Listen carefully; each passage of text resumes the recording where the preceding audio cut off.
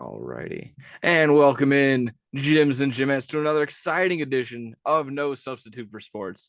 And yes, while these intros might not always be a home run, they might not always hit the mark and be so funny, I can assure you they'll be far better than the ending of WrestleMania 39 or the entire episode of Raw After Oh, Mania. I'm sure I can guarantee you that. I'm your host, Nick Johnson. This is episode number 13 on the agenda. And we got two main dishes tonight, kind of like a wedding. You got chicken or you got fish tonight. You know, you got a couple of appetizers, maybe a little finger foods. You know, you got the meatballs running around. You got a little bit of the pigs in a blanket. But sure enough, we're focusing on two main things: WrestleMania and opening day, opening week in the MLB. So go ahead. Sorry, no Final Four show. Not like I said, not really our forte. I know it was pretty crazy. Had some people talking some smack. yeah, I got congrats to UConn and There you stuff, go. but and Yeah. LSU, but And yeah, no, that's yeah, all you that's about get. it. Yeah, tip of the cap. I guess it's had some stellar performances, but nothing that affects our everyday life. So I'm sorry, we'll tip our cap, but we can't really linger on that. We got a bunch of stuff to get into. Tight ship today, but that's okay because we always got it. You know, we got our co-host, our regular founder and CEO, Fat Cat underscore Streams, and that's with a Z. It's Mikey J. Fat Cat. How are you doing tonight? I'm Coming up from good, the man. mist, I see. Yeah, I'm over here watching the Northern Lights. It's awesome. I never thought I'd see them Yeah, I in my probably life. had to take a little vacation after this WrestleMania weekend. This was bonkos. I know everyone and their mother has an opinion about this. So yeah, but sure enough, this was it was fun when night one, and then night two happened. I know Yeah, we'll get into a bunch of stuff. There was tons of other wrestling. I know Super Card of Honor happened. We'll lightly touch upon that. We got the White Sox performances. Like I said, we'll get into MLB weekend. So yeah, anything crazy, anything going on with you in this world before we get into or like before we can hit some appetizers along the way? Or yeah, anything what's nothing, going on? nothing much, man. I'm ready to get into this. Aaron Rodgers still hasn't been traded, so there's Yeah, that. that's I still like that. We're 3 days after April Fool's Day as we were recording, and yeah, that was probably my favorite thing. April Fool's. Aaron Rodgers has been traded. Still nothing. Still nothing. Not a peep from this guy. It's getting ridiculous. All right, well there you go. If you're good on that, we can get into some appetizers. Like I said, appetizers are going to consist of basically everything that's not WrestleMania or MLB today. So sit her in, strap her down. Maybe you got a couple to, I don't know. Like I said, we're gonna hit the high spots. We'll start off with this one.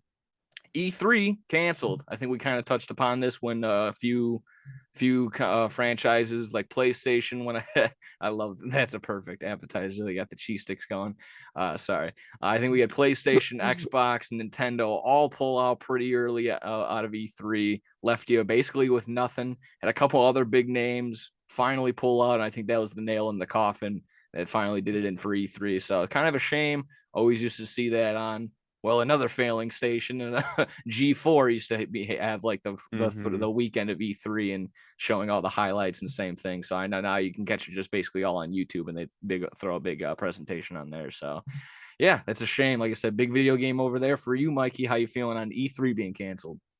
Yeah, that I always remember like seeing clips of from that when I was younger. Like it always seemed like it was so much fun. Like it was always something where I was like, when I'm older, I'm gonna go to that. Like it seems awesome. And now it just I don't know what happened. I'm not like I don't know too much about it, but it just seems like people hate E3 now for some reason, which I don't Yeah, know. Like I don't know what I didn't why, really but get into the details. I'm sure there's probably some politics involved if all these big franchises and all these big names pulled out and everything. But hmm yeah, it's again, that's a shame. I again similar to you. I would see this stuff and the cosplayers and nothing. I'm not gonna be like, oh, I'm gonna dress up like that, but it's just similar. Like it's a cool environment to be around. Went to yeah. C2E2 And like last seeing the year. new games and stuff like Yeah, that, they're exactly. premiering new games and it's just like, yeah, I mean, like, I'm a big gamer, so it would be awesome to see like a whole exhibit of like PlayStation stuff. Like it's awesome, but Yeah.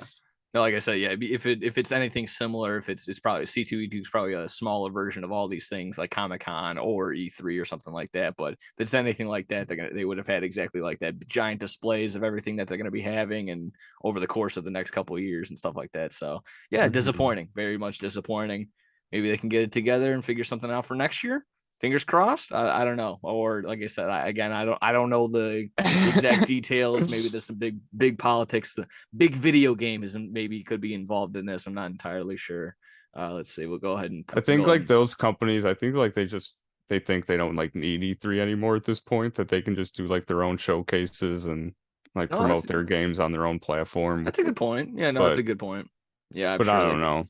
Yeah, I'm sure between they probably have enough things to display all their stuff. Maybe just the video game awards is good enough or something like that. Now I feel like that was the big be all end all their Super Bowl type deal. So Uh-huh.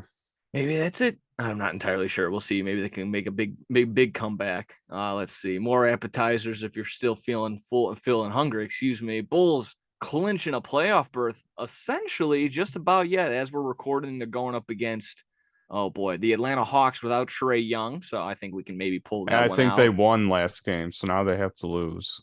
Yeah.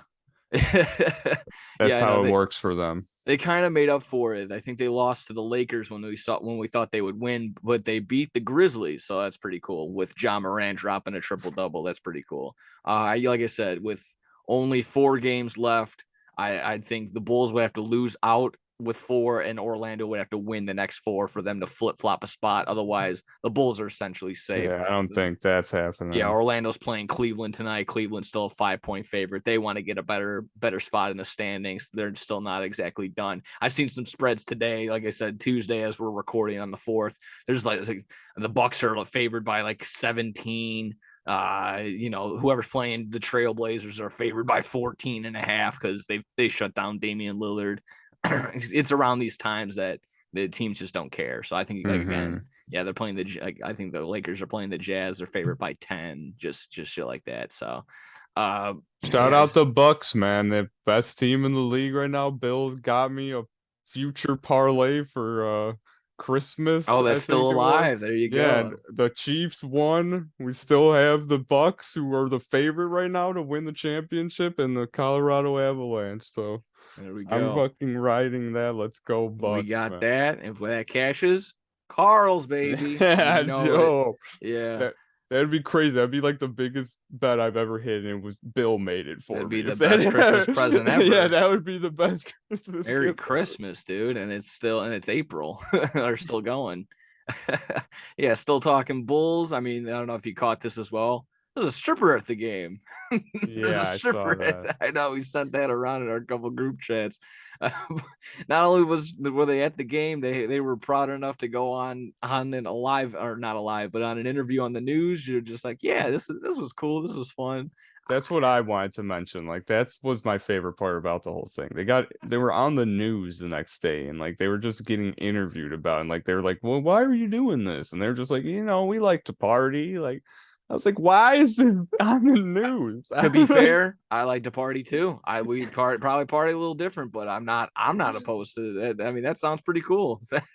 I just like my brother shared that in our White Sox group chat, and we're always hounding on Jerry Reinsdorf. He's like, "Does Jerry get a cut?" Because he's also part owner of the Bulls. So yeah, that's that's just how it goes. We know how to party in the UC, baby. That's how we do it. Oh Uh, yeah. Still a little bit, maybe kind of Bulls related, somewhat obviously. A game used Michael Jordan jersey from the '98 finals sold on auction $10.1 million. $10.1 Holy million. fuck. Yeah, I mean that's a pretty good one. I don't know if it's exactly the one he made the shot in or necessarily, but I last was not run with the expecting it title. to be that much. That's crazy. Yeah, no, that's a big one. I mean, they got some pretty crazy ones going as of late.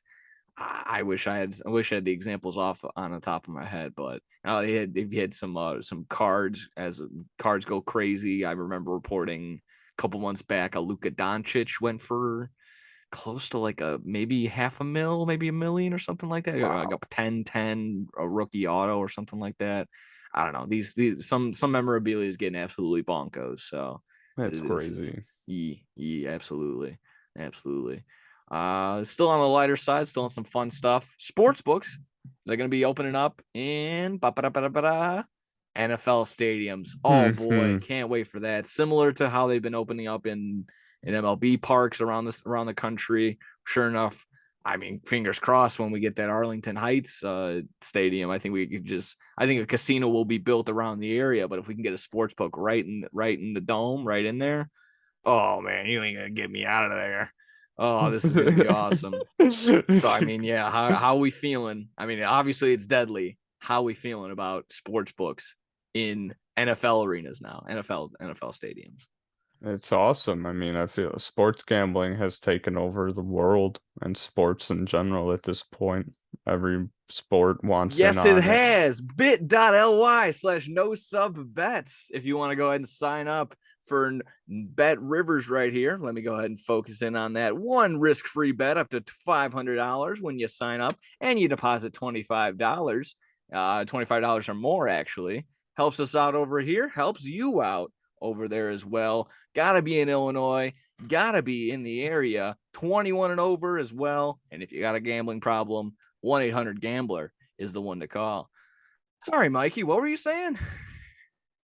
I just got so sidetracked. I know. No, no, you're just The sports books. sports books. Yeah, I mean they've completely taken over. I mean every sport wants in on it, and it's just it's so popular right now. I mean it's as popular as it's ever been. I feel like, which is, I mean, good for the casinos.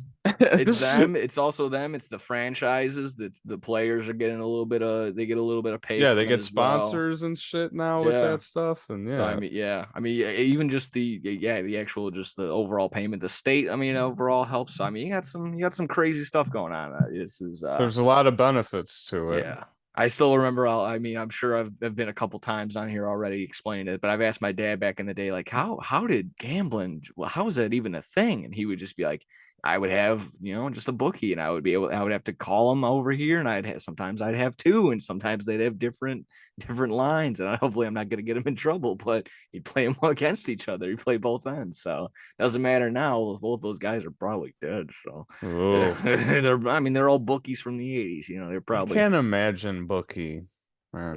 yeah. Nowadays, yeah, now No, yeah, I see they're people probably a still dying do it. breed. Yeah. There's still a couple people because I'm sure there's offshore stuff and there's I guess if you want to bet on wrestling, I guess. But I mean, yeah, I mean, and yeah, we're reading up on that. They might turn into like props when you're betting on the wrestling stuff. But yeah, I'm sidetracking on that. Sidetracking on that. Yeah. No, So you're good. obviously we're pro sports gambling over here. Going to be pro sports books in the NFL stadiums. That's Let's see. awesome. Driving through, well, sticking with NFL, I guess Jalen Carter. He met with the Bears. Pretty cool. Good. Nice. If you look at it one way or the other, I know there's some character issues, also some issues with his physical. I guess his physical well-being, just considering he gained like 19 pounds since the pro day or something like that. Whatever. Couldn't even finish the pro day.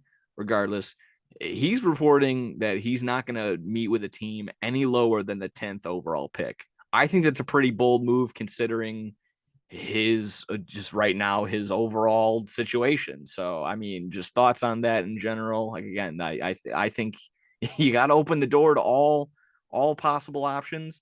I've seen a mock draft where he's gone as early as 4, 5, 6.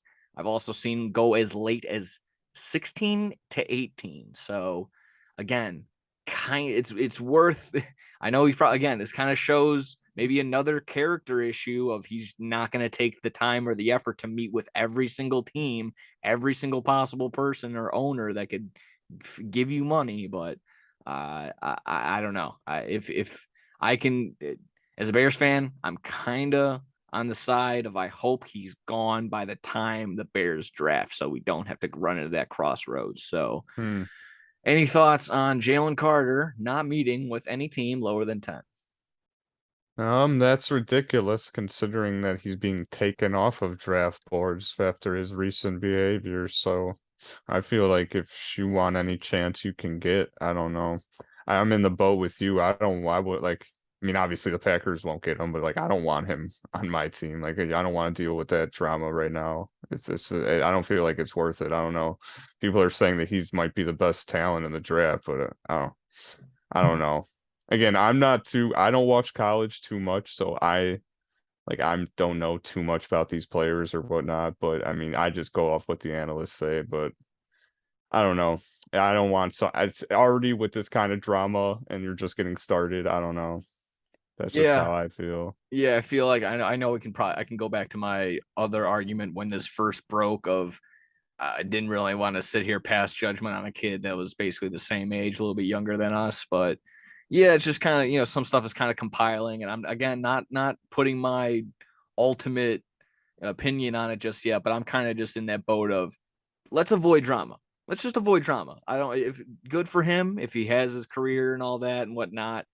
Hopefully if we do pull the trigger and just I guess the risk outweighs the benefit, or the risk outweighs the everything else. It's more beneficial than not. But I don't know. I'm kind of in the boat of let's just not deal with this big noise right now. So I feel yeah, that. yeah. I think there's a couple of pieces that we can add. There's still some other talent, and then there's still tons of other things that we can find.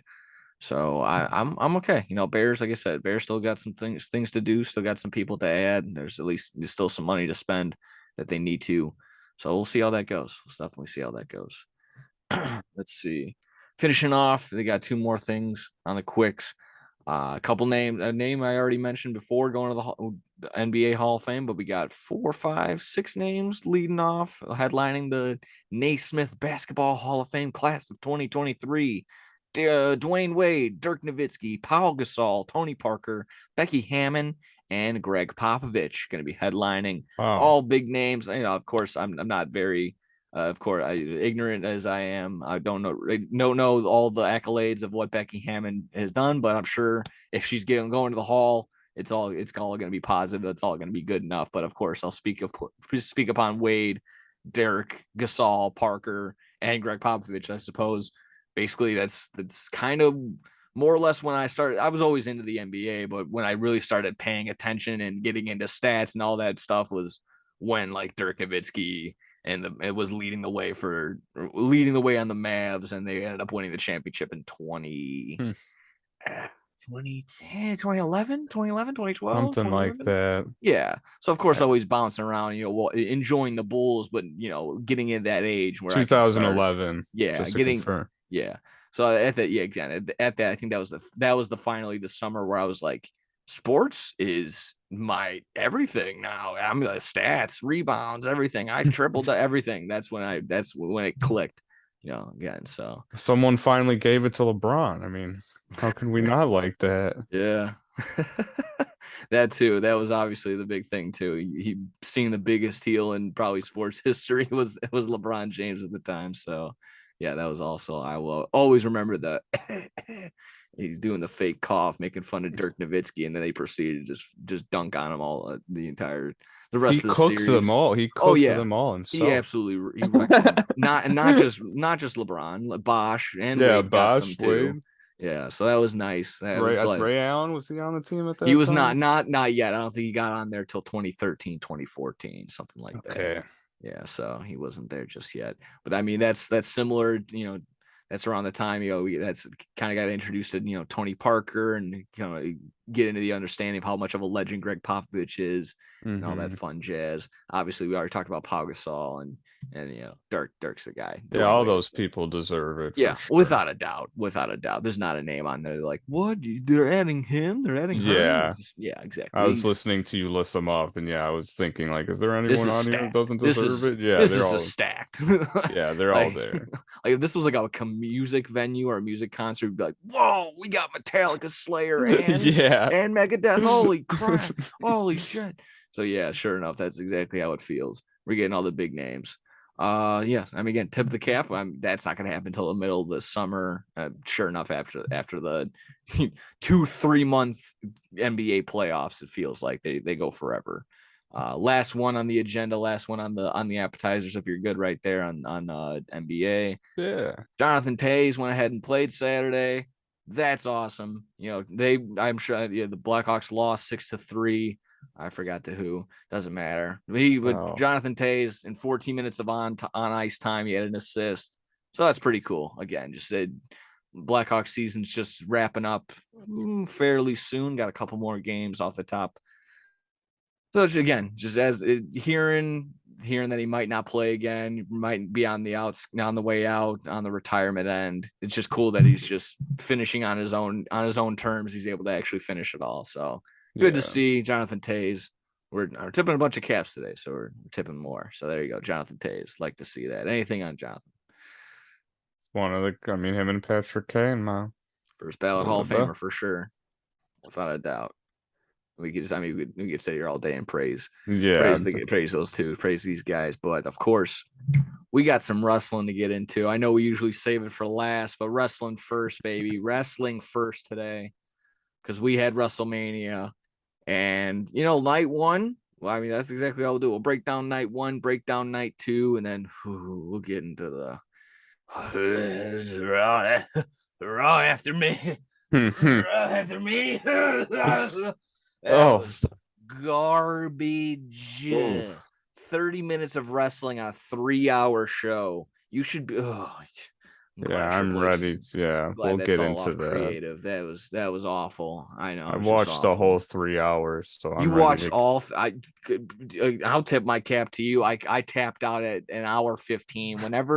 When it was the second. Again, we'll get into it, but when it was the second, basically the same format of person comes out, they talk for 5 minutes. Person comes out, issues challenge, they have match. That happened 3 times in a row, and I said, I'm done. I'm out. If you're just going to keep doing that, I'm done. And of course, we had no big returns. But again, we'll get into that. Want to focus on night one, night two. We'll get into the big ones. Night one, we'll start with the good.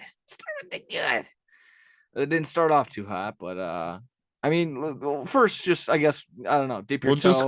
We'll go through from start to finish. John Cena, Austin Theory wasn't the best. No, could have been better. Yeah, absolutely. Kind of felt like, according to many, he was going through the motions. You could, like a lot of other Cena matches, you could hear him call out stuff. I like the one thing Jim Cornette said on his podcast. He's like, if you're wrestling John Cena and you don't know what's going to happen, ask the front row. They'll tell you what's going to happen. So that was pretty good. Overall, kind of got the job done. If you're just looking at it at that standpoint, Cena's a movie star now, can't be doing the big spots. And they put him in a safe spot at the beginning of the show where nothing crazy had happened yet. They hadn't seen anybody yet. So it was lukewarm, very warm response to everything. And we called it. We called everything. We called the entire ending. We said for spot for spot, except for I said it was going to be the AA. We said it was going to be the AA, but it ended up being the STFU or whatever he calls it now. He ended up tapping, and then sure enough, the referee was already knocked out. He thinks he won. He didn't. And that was so stupid. John Cena just like, I win. You pretend did your imaginary bell go off? What was that? That's just supposed to be one of the greatest ever, and he doesn't know that the match is over, and he loses the one finisher. Yeah, exactly. That too. Yeah. Wow, I didn't even realize that. I guess Austin Theory's whatever his A-Town Down. His A-Town Down is that powerful. It's the most next to the coffin drop, I guess the most deadly finisher in all of wrestling right now. So that was Theory and Cena. Don't really have anything else on it. Theory went right to wrestling Rey Mysterio on the next night of Raw. So I don't know if we're going to be getting Cena anytime soon or anytime. Yeah, exactly. I'm not going to get Cena anytime soon. Any final thoughts on Theory Cena? No, we'll jump to the next one. Street Profits win the Fatal 4-Way Showcase Tag Match. And that's it. Otherwise, I have Ricochet had an amazing time. He needs more. He needs to have the one spot I remember from that match that I thought was pretty cool was we were talking about it at work earlier, actually, when Chad Gable, he did that like suplex with Braun Strowman. Yeah, the rolling suplex with Braun and Strowman. He literally lifted Braun Strowman off the ground, which is like crazy as hell. That was pretty cool. Braun Strowman doing his choo-choo train thing, but then one of the Street Profits comes out and just hits a nice tackle. It's a nice spear on him. And then immediately following that, He goes to one of the Viking Raiders, and Ricochet hits a beautiful shooting star press. That Yeah. just, again, that's there's a couple examples we're going over, but that's how you catch somebody in that instance. Just, you catch them with your arms and your chest, like Yeah. that. Just, again, we'll get to all that. There's a ton of examples of all that. He looked good, and I also wanted to comment that, I mean, I'm sure that's exactly what they were going for, but Ricochet and Strowman just look like Dr. Evil and Mini Me. They just look like brother and brother. It's so funny. So yeah, That again, is true. Street Profits get the win in that one. They ended up challenging who was it? The winner of night one. Yeah, Sammy and Kevin. Sammy and Kevin the next night. And then they wrestled for like 35 minutes, which me and my brother were like, why is this still happening? Yeah, I did see it. Yeah, I was able to catch on Cage Match, which ended up rates all the shows and all that stuff from everybody. This was the third worst rated show. Yeah, since we're showing, there's just a little sidetrack. Here you go, everybody. Exactly. That Raw yesterday, let me get out of the way. Third worst rated show. That Raw yesterday was the third worst wrestling show ever. In like modern day, since they've been, yeah. And some of these are pretty bad. This Heroes of Wrestling show, that's where I think I'm pretty sure that's where like Jake the Snake Roberts had his meltdown. That NXT, I couldn't tell you what these WWE. I wonder what happened on that NXT. Yeah, honestly, I'm kind of curious as well. But I guess that's why we got the Peacock. That's why we got the network. We'll go ahead and dive in on that. But yeah, Raw after WrestleMania, a little sidetrack right there. Third worst show ever. Yeah. We'll get into that more. Yeah. I don't remember the exact order after that. I got it here. We got Seth Rollins. Rollins and Paul were next. Paul. Okay. Yeah. Cool. That one was fun. That one was actually a lot of fun. I mean, we always talk about it. A lot of people have this opinion. You love or hate Logan Paul. He can perform. He's what he lacks in, maybe, the wrestling, I guess, skill. He makes up for it in selling and just the facials and all that stuff, and just being an asswipe. So it's still easy to hate him no matter what he does. If he fucks up, they can chant, you fucked up, or if he does something well, or if he just gets cooked, like it works. So sure enough, that was fun. I tweeted out on the account, watch how is that bottle going to affect the match. It almost did. It was KSI in that prime bottle, but that was a pretty good spot. That was fun. I got no real complaints on this. I mean, again, we talked about it. You pointed it out last week. Rollins should probably get the win. Sure enough, he does. It doesn't hurt anybody. Adds more to Rollins' lore and whatnot. And I guess what's next for him, I suppose. But yeah, we'll see. Overall thoughts: Rollins and Logan Paul. Yeah, I thought that was awesome. It was one of the best matches of the weekend, which is, I mean, we'll get into it more, but I mean, night one had all the best matches. I'm looking at the list right now, and in hindsight, we and you caught it at your apartment, and I was saying, I'm like, damn, night two is gonna be stacked.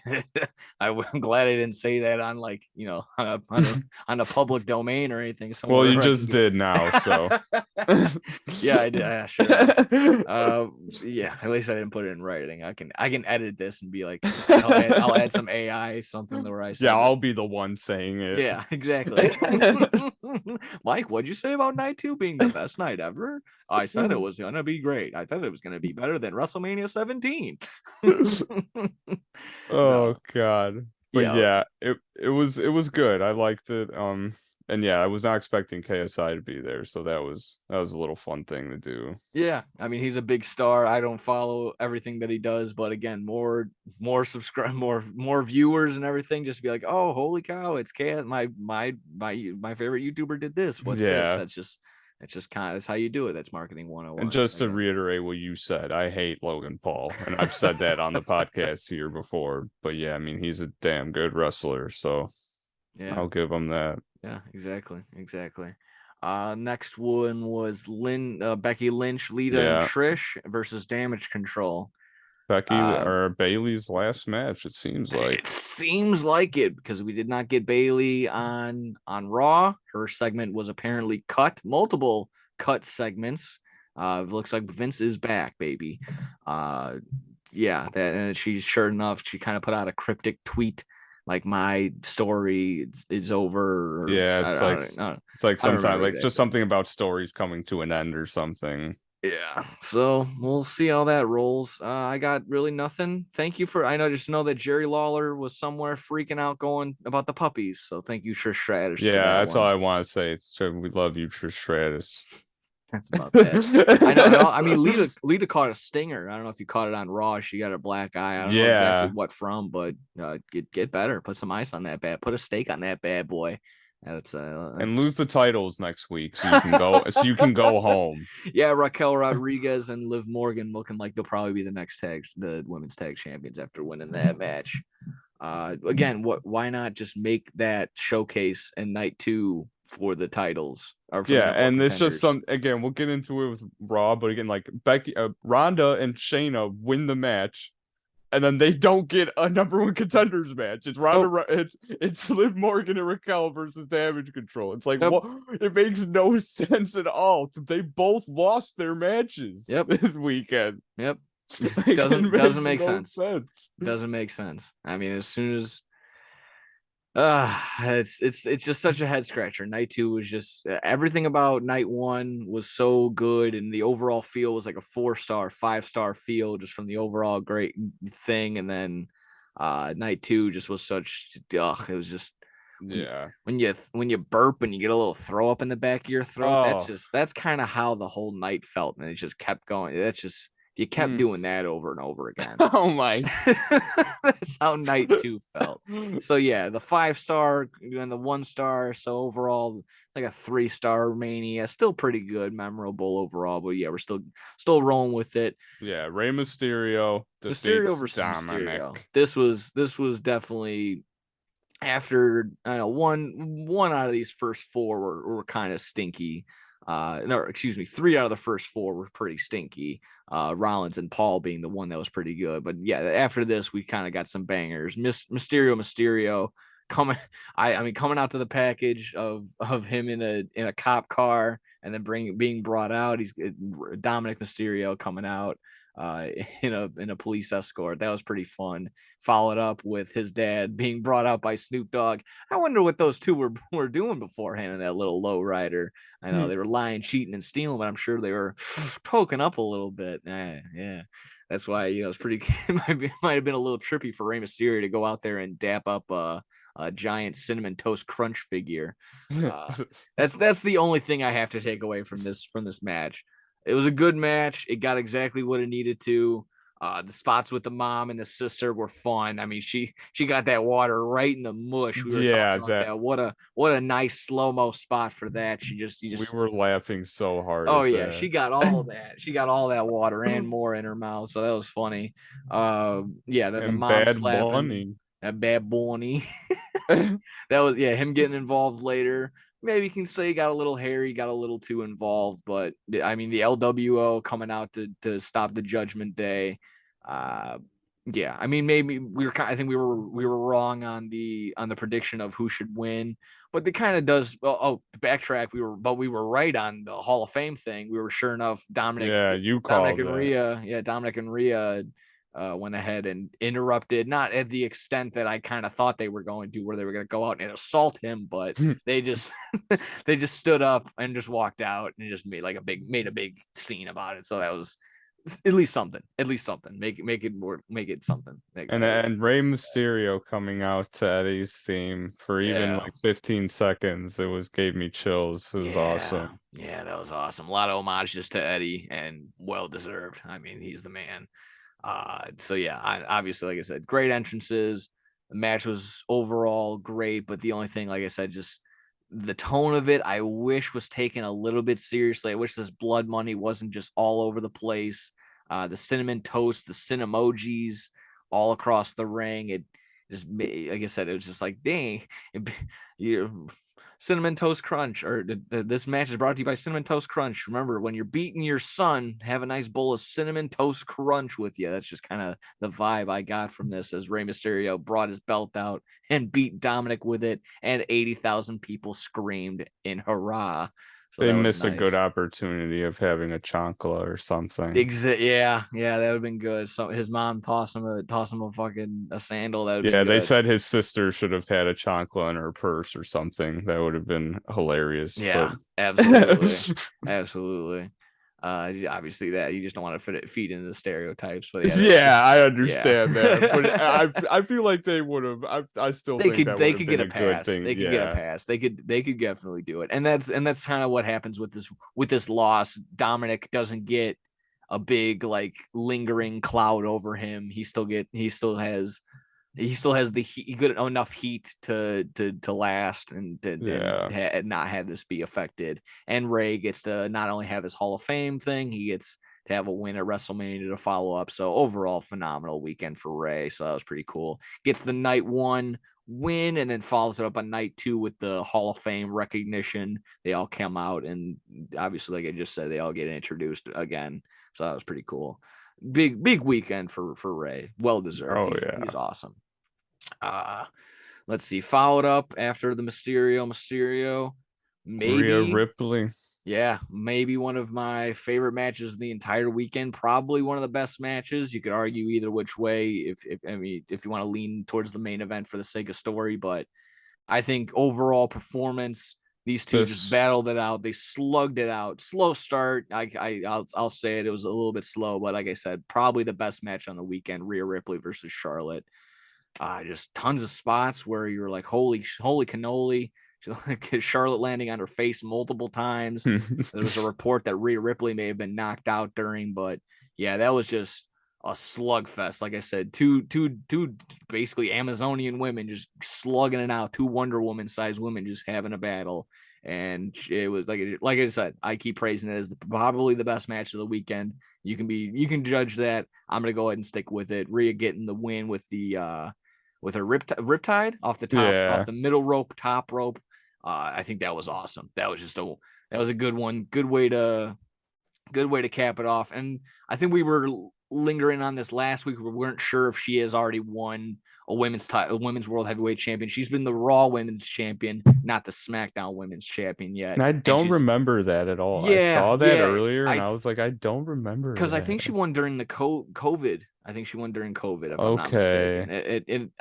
I could be wrong. I honestly could be wrong, but it is what it is. I mean, she's been now, I guess, maybe the Grand Slam Women's Champions. She's been NXT UK Women's Champion, I think NXT so, yeah. Champion, and then Raw and SmackDown Women's And Champion she was now. the women's tag I champions, think I she think, has at been some tagged. I point. think, yeah, I So think, didn't she win it with Nikki yeah, something like that, AHS? yeah. Yeah. So I saw a video earlier and I thought they said she won the tag titles too. So She's done it all, honestly. yeah. Yeah. So I mean, they're gonna give it a good start, and there's already a report that Charlotte's gonna be taking another break. So they're kind of fans are a little bit steamed. They're like, oh, she's just coming in and out when she wins the title. That's it. That's all she's good for. Hey man, I don't I'm not if you I kind of see that way. I And then people understand. complain that when she's on TV every week Yeah. beating their favorite superstar. So it's Yeah, like it's that. And I mean, it kind of makes sense though, but she puts out the best matches. So I mean, I don't want to put her on a pedestal and say that she can do that, but if there's somebody that can do that, it probably could be Charlotte Flair. So there you go. Like I said, I don't want a sour note on the entire match like that, but overall, that was a phenomenal matchup. Go ahead and check it out if you already did. yeah, it was a great. Next impromptu match: Pat McAfee versus The Oh, Miz. No Bobby Lashley, no LA Knight, no Randy Orton, no AJ Styles. I know he's hurt. But you know, we got a Michael Cole spastically coming everywhere at the sight of I love this one from Corey Graves. Hopefully I'm remembering it correctly. Aaron Rodgers' personal propaganda machine. That was the best way to yeah, that's describe Pat McAfee. And we got a 5-minute little in between segment. George Kittle was involved. Meh. I don't know. Again, it's exactly like I just said. You got a lot of people were peeved off, Bobby Lashley including. If you went ahead and checked out his likes on Twitter, that was also a main focus. He was basically just liking everyone. Was like, damn, you're really dogging my man like that. Like, you're really gonna put the disrespect on Bobby Lashley like that. A lot of people did, and I don't know. It didn't follow up the next night. He just came out with his trophy, and that was it. And then had a 30-second squash match on Raw to follow it all up. So, Yeah, what with are they doing with him? Mustafa Ali. Yeah, man, poor guy, poor Mustafa. He just can't catch a break either. Between bad creative and, well, I mean, he was just this. Whatever happened to this?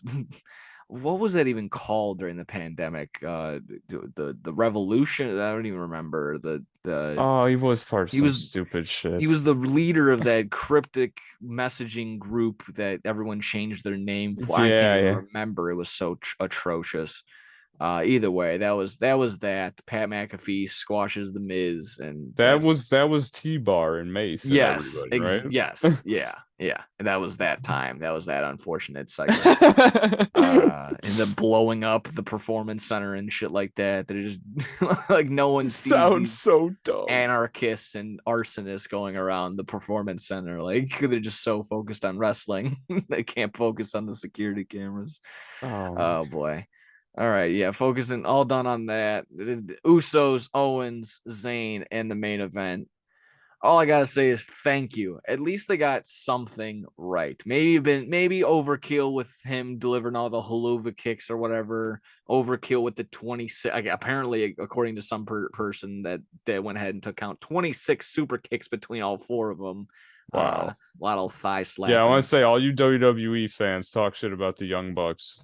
Look, yeah, but watch that. Look at the Usos. Usos Talk do the all same that shit. shit. Yeah. Yeah, they do it even more. So, and then you also can't do half the shit the Young Bucks do. So, stay in your lane. Well said.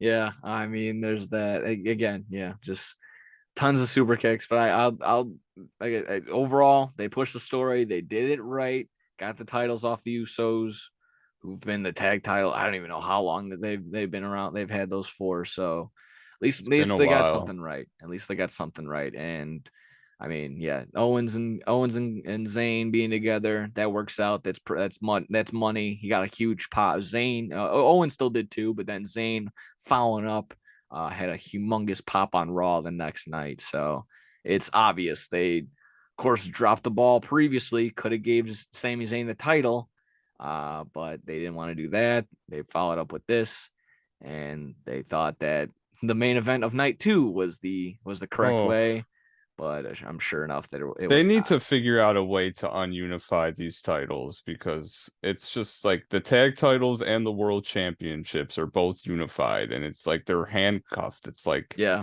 but it's like you're handcuffing the shows. Like, I mean, SmackDown and Raw should have their own, like, that's how it's always been. They should have their own champions and it gives more people more chances to shine and have yeah. opportunities. And it's just like, yeah, Makes divisions, and I get more or less like weight classes mean something and to some degree. And I mean the tag division in WWE, I don't remember that mattering really being a focal point ever, just ever. yeah. So I mean, even the times of like even when like I said, we went over our top 10 WrestleMania lists. Even when it was the Dudleys and the Hardys and Edge and Christian, that still wasn't the main event of the show. That was in the middle of the card. So it just Hmm. just goes to show you of what they. I mean, as much they can put all the stars, all of it in there.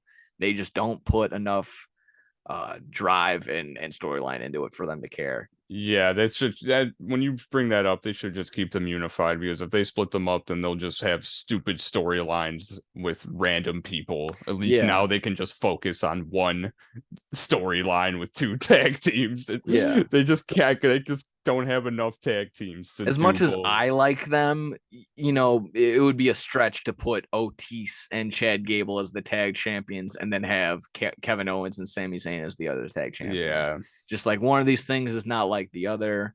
And I mean, there's tons of, I mean, creative might be up in the air. There's probably some other future things going on. Of course, kind of shot over the idea. I completely shot over in my intro that WWE's been sold to Endeavor as part of a deal. They're basically one hand in hand with UFC right now. I've seen some people jumping the shark and saying that they're gonna unify them together, and we'll see John Jones versus Brock Lesnar in a Hell in a Cell with UFC style rules. so so there's that. Yeah, Conor McGregor holding both WWE titles. We've seen that one going around too. So there's that. Yeah, I mean, well, I guess we can while we're bringing it up and in between night one and night two, I guess we can kind of talk about that. Any thoughts on the sale? I know Triple H kind of reassured us on Raw the next night. We're not going anywhere. Didn't think you were going anywhere, dude. And I'm glad that was your big announcement, or if it was the main event that didn't happen was the big announcement. Either way, whatever you want to do. Maybe similar to what you just said, stay in your lane. Don't be announcing big announcements. That's Tony Khan's thing, dude. You don't have the chops for big announcements. So any thoughts on Endeavor Endeavor buying WWE from the majority share? They're gonna have the 51% majority share of the company. Yeah, I mean, it was just a shitload of money. That's the one thing that stuck out to me. It was like $21 billion or something. I'm not entirely sure if that's what it was. I think they were sold right around 9 or 10. I think just that number is coming as a total of having both UFC and WWE together. Okay. I'm not entirely sure, so don't put my soul to the fire. I know that's exactly what the WWE was kind of looking for. They were looking for, and Vince McMahon was looking for anywhere between 8 and 10 billion for the company, and he hit it right on the nose. He basically got what he wanted for it. So, yeah. And again, just to comment on on Mr. McMahon, do you like his nice little mustache? You like his nice little look? Yeah, I thought that was fake. I thought that was an April Fool's prank, but nope, it's real. It's very, very real. He looks like with that money he's gonna get from this Endeavor sale, he looks like he's going to put that into a device that's gonna block out the sun over a small town or something like that. Very Simpsons Mr. Burns like, and he's gonna put his hands together very menacingly. He does look evil with that mustache. Yeah, I think my favorite was from I was just listening to one of the Barstool podcasts or shows or something like that. Someone goes, he looks like he ties women to train tracks. It's from like the Wild West days. He looks like one of those type villains. Oh, that's funny.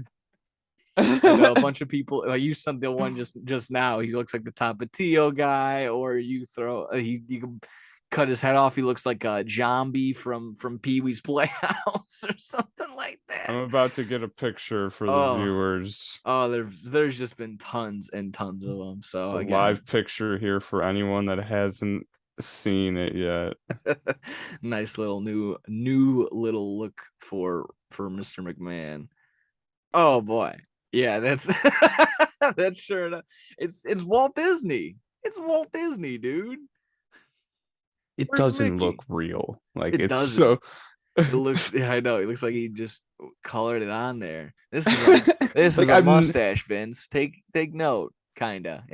Mine's still pretty. He's never done that, like ever. Oh, he for sure dyed it. If he's rocking that, he dyed it. Look at his eyebrows. Look at his head. That's true. It is really dark. He is dyed up. He got a little what is that called? Not the touch of gray, but the opposite one. We start putting that in. He's got that going for him. So I mean, good for him. He's rocking and rolling. He's got the. Have you ever seen Brother We're Out Though? I forgot what kind of gel. He's like, I only use the one kind, the 110. I got mine. So he's got that going on for him or something like that. He's got some bowling grease in his hair.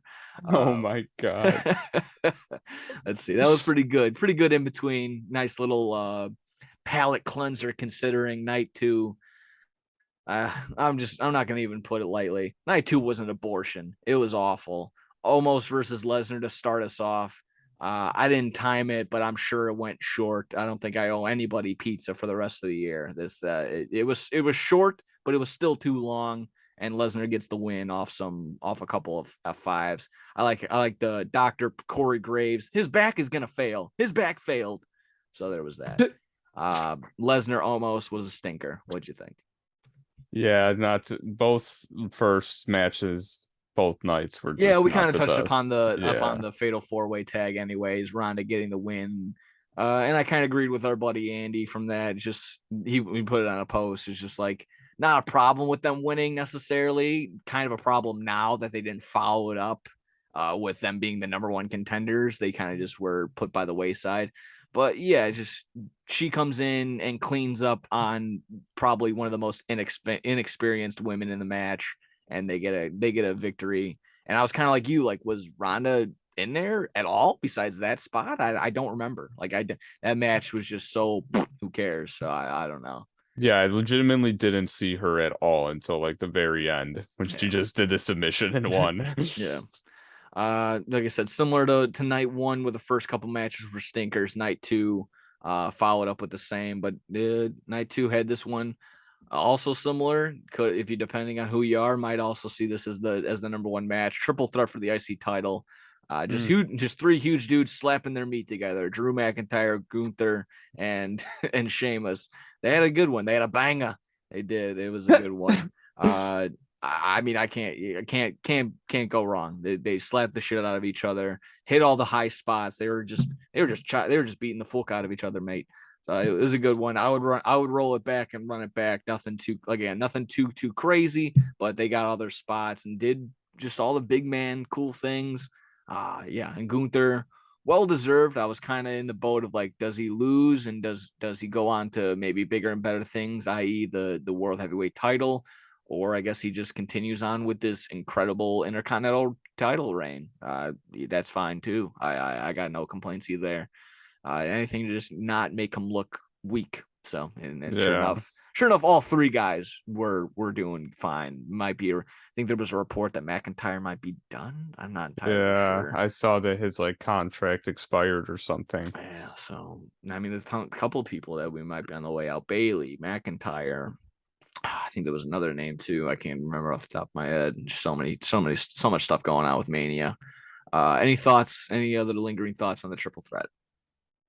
Um, yeah, I mean, I thought, yeah, like it was one of the best matches of night two. Highlights of night two for sure. If that was the peak, if we're doing like Raw general manager or WWE general manager mode when they rank the flow of the show, it was definitely low, high, low. Yeah, the game Yeah. would have told me to put that. I would have Yeah. should have put that at the beginning or something. You should put that at the beginning. Remember, starting off hot is the key to a good Yeah, show. Which is exactly. always it's always the same generic message when you do a week in there.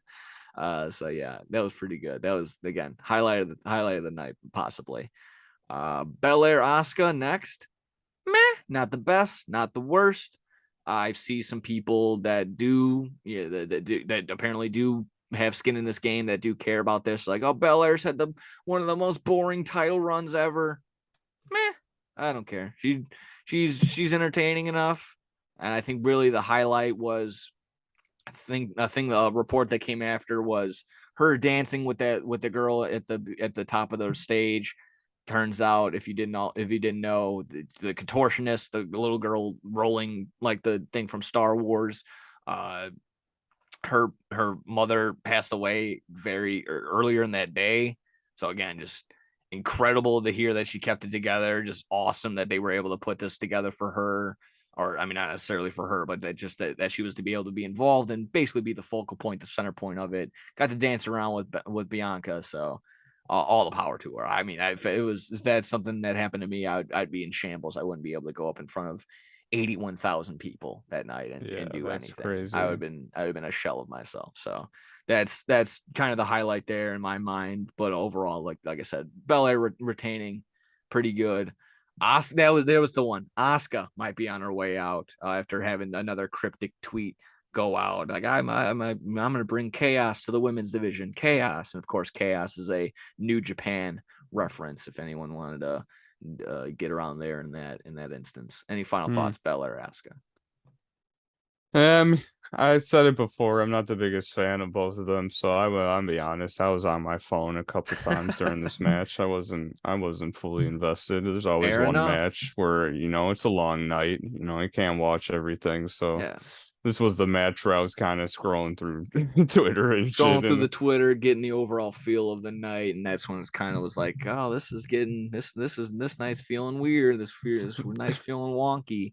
So yeah, I bet they had a great match. I didn't see the entire Yeah. thing fully, but Yeah, exactly. I yeah. can't throw shade on it, and I'm not going to sit here and praise it just because I don't mind. It was fine. I got no complaints. And again, it's just like overall her title run, Bianca's, it's fine. It's doing just fine. Run of the mill. Yeah, if More. I people guess I'm like more. it, power to them. Yeah, I'm more I'm not the invested in biggest. Rhea. I'm more invested in what Rhea's doing just because she has all the power, all the charisma. It seems like all the creatives going her way.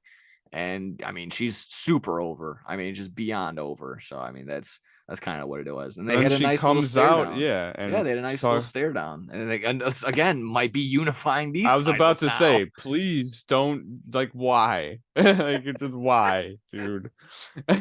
Yeah, don't they have this thing where I mean, Rhea's on Raw and she is the SmackDown title. Is Bianca on SmackDown and has the No, she's raw. Oh, okay. I'm sorry. I must have just read something wrong.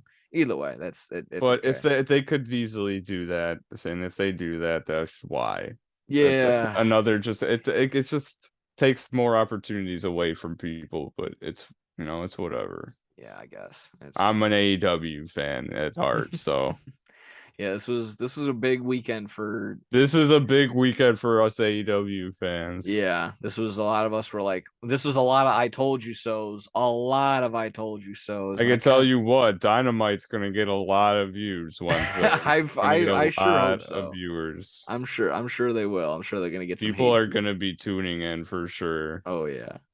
I love that. There was that thing of Cody Rhodes from So What Do You Want to Talk About? But it was like, but that's gonna be him in Revolution 2024. Yes. What do you guys want to talk about? I guess we'll talk about Shane tearing his quad during Oh my. another impromptu match against The Oh, I Miz. forgot. Yeah, that's a shame. Whoever was on commentary that said "Welp," he's like, "Oh, we got him in the ring." Welp. I think it was Corey Graves that did that.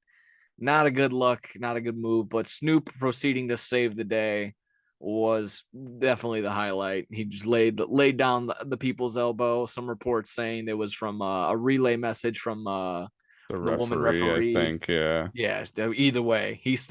I like the other people were just like, I don't think he was working those punches. I think he was just straight up hitting him in the face, and kind of looked It like it. looked like it, yeah. Either, Snoop Dogg doesn't seem like the strongest guy. yeah, I'm sure Miz could take those. yeah, I think so. I think so. I don't think I don't think Snoop's drinking milk anytime. I Yeah, don't it think was he's only two punches. Miz is a professional wrestler. Like, that's yeah. nothing. Yeah. If Miz is as tough and as good as everyone cries and says he is, I think he can take two punches But from also Snoop has Dogg. to be just it's so, like embarrassing for the Miz to lose Yeah, to no, that people's elbow. I did feel for him for sure. Shane's down and he's just staring at him like, well, what do I do? What Yeah, am I gonna there's something do? wrong when the camera isn't showing Shane and they're Yeah. just zoomed in on the Miz. And Like then you're they like, flip yeah, back and there's multiple doctors in the ring now. And you're like, yeah. oh god. So yeah, that But yeah, was like you said, like they to did a see. great job on the fly figuring out something to do. So Yeah. props to them. But Shane, oh, I was so my God. Yeah. I feel so bad for you, man. Like my brother was saying, he just came back. Now he's gonna have to start all over again, rehab. He's old as fuck. Like it's just like I'm that leaning towards sucks. it's probably the last time we see Shane McMahon. If that's the last time we see Shane McMahon, that's a I horrible I way to go I do. out. I mean, I don't want to be. I mean, I'm sure he'll come back in some capacity. Maybe he'll do a spot. I don't think he's gonna have a match anytime. I mean, yeah, That if you get might be injured it. off a leapfrog like that, I mean, I mean, you think he's gonna do the coast to coast at 60 with a rehab after rehabbing a torn quad? I don't know, man. yeah, and we're not gonna see him jumping off the Hell in a Cell anytime soon. No, I think those days are long gone. I still have that saved on my phone from time to time, and Snapchat will send me like hey, remember this picture? And it was from Mania 2 ago when Braun Strowman threw him off the top of the steel cage, and he's just getting back up, and he looks haggard. He looks so he just looks so torn up. Yeah, he looked like he went through That's hell. I'll give it to Shane, man. didn't have to do any of this. He's the son of a billionaire. He literally just lived his life, and Yeah. he has the love for the wrestling game, man. He's Taking stuck with it. multiple crazy bumps He between has had that, some of the craziest bumps I've ever seen. the So backlash in Chicago. He fell off the stage. He fell off the side of the stage, probably 45, 50 feet up in the air. Probably the equivalent of that's what what I Dallas. always think about SummerSlam with Yeah. the There's that hitting him with the one. kendo stick and Yep. just Steve Blackman hitting him with a kendo stick, and then he's also willingly jumped off of it. Oh, Armageddon or something like that against the Big Show or some shit like that. Either way, he's had some crazy spots. Yeah, sure enough, doesn't need to do that. He's kind of had his thing set. He's kind of had his silver spoon in his mouth. So he's way to go. Like never want to wish injury upon anybody, but yeah, it's just kind of like, oh boy, yeah, just horrible. yeah, that's a shame. Another Shane McMahon, just before we jump. I always loved him and Kurt Angle, and I Oh forget yeah, which King of the pay-per-view it Ring. was, but yeah, them just throwing him through the fucking glass panels, and it doesn't break the first time, and he Just just lands drops him right on his square on head. his head, and you just hear the thud of all that. Oh And god. then he's like, "Hey, let's do that again." He's like, And yeah, he then just they do grabs him it and he like goes, 3 more times. yeah, not, oh god. Yeah, that one's gnarly. They go through it, and then he tries to do it again, and they finally just Irish whip him through. He's just had Yeah, enough. that's Kurt Angle right. felt so bad about it. He felt so awful. I mean, yeah, just like, even though he wanted him to do it. Oh my god, it's just stuff like that. You hear like Undertaker didn't want to choke slam Spike Dudley straight onto the floor and just shit Yeah. like that. He's just like, Spike's like, just do it. It's gonna be pop. It's gonna be a good pop. Love for wrestling, man. Those people Absolutely. are legends in their own right. Yeah. I'm glad we can reminisce on some good wrestling and some good moments. Cause here was an all-time 'Cause- fucking stinker, my guy. Cody and Roman. What can we say that hasn't already been said? wait. Before we Sure. talk about that, I don't think we mentioned Edge and Finn Balor. Oh, did we not? Just Did I no. complete? I think we did. I think I completely shot over that. I'm Yeah. sorry. But Edge and Finn I just Balor. want to say, yeah, like it was underwhelming to me just because of the injury that Finn Balor sustained during the match. Edge whipped the ladder right at his head. Like he just picked up the Yeah. ladder like this and just threw it right at his head, Yeah. and he didn't protect his head at all, and it cut his head open like from here to here. And they had to give him staples ringside. So that Gnarly. And yeah. that photo went viral. I mean, you don't need to put that as your background right Yeah, I now. wasn't going to. We believe you with the photos over there, guy. Got any pictures of Spider-Man over there? But yeah, that was a I need gnarly pictures bump, of obviously. And Spider-Man. I would say the exact same thing. Could have been a little bit better, but for the circumstances of sidetracked by my favorite sentence throughout the entire weekend. Doctors are tending to the demon. That was my favorite, hands down my favorite line from the entire weekend. But yeah. I mean, just don't want to linger and make fun of injury. That one was gnarly as shit. Good that they were probably cut it a little shorter than they had to, just because they were fearing that his head was going to split wide open again. Yeah. So yeah, sucks again, but it was one of those Just like, oh, unfortunate, yeah, yeah. we're like, oh, we see blood all the time. No, this was more than blood. This guy's fucking head was split open. So, yeah, in hindsight, Yeah, it some people were wasn't probably John right. Moxley like cutting himself Yeah, with a no, this little was not blade or something. not a This Moxley was blade job. This was a this was a edge ladder job, I guess.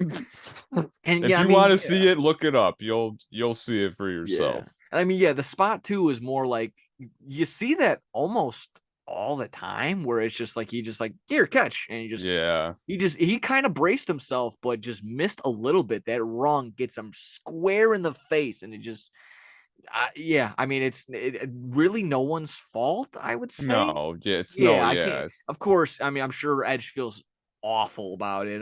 But I'm sure Finn Balor has no hard feelings. It's probably one of those things. Just terrible That's accident. wrestling. That's simply wrestling. Yeah. Again, probably no malicious intent. Edge, I'm sure, had all the intentions of having an absolute banger. So they did not want this to happen. So yeah, I don't think that's the vibe that's online or nothing like that. Sure enough, that these guys probably do have some big respect for each other. So yeah, Mhm. sorry, I completely shot over that because Oh, you're I good. had it the way that my notes were constructed. I completely shot over it. No, yeah, you're all good.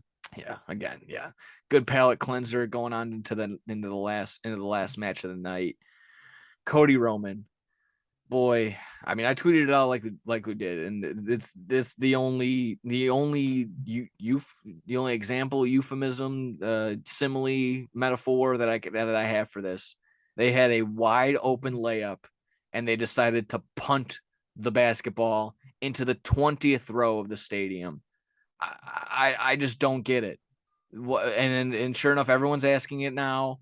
What do you do here with Roman? There's no one else. This was it. This was it. And I hate, and then we'll get into the two. I'm sure you'll have your opinion on what Triple H said. What a horrible, pitiful excuse. The WWE's the Cody's story might end, but the WWE's night continues. We got a sellout crowd on Raw. We're going to be going to the crypto arena. Blow it out your ass, dude.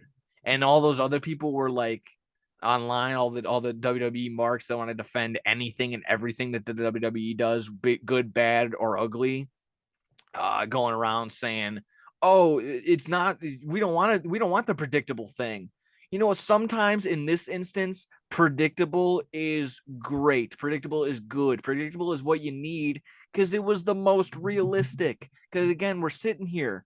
They already tweeted it out on the page. They went through Roman's gone through Jay, Brock, Seth, Daniel Bryan, Randy Orton, Count Chocula, King Kong. Everybody on that list is been plowed through and convincingly too. Where do we go from here?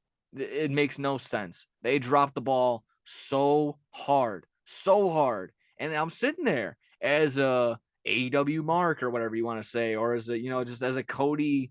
I'm not an enthusiast necessarily. I'm still a little taken back as to why he left AEW and going on and in the other thing and all the other things he said about the company. Just like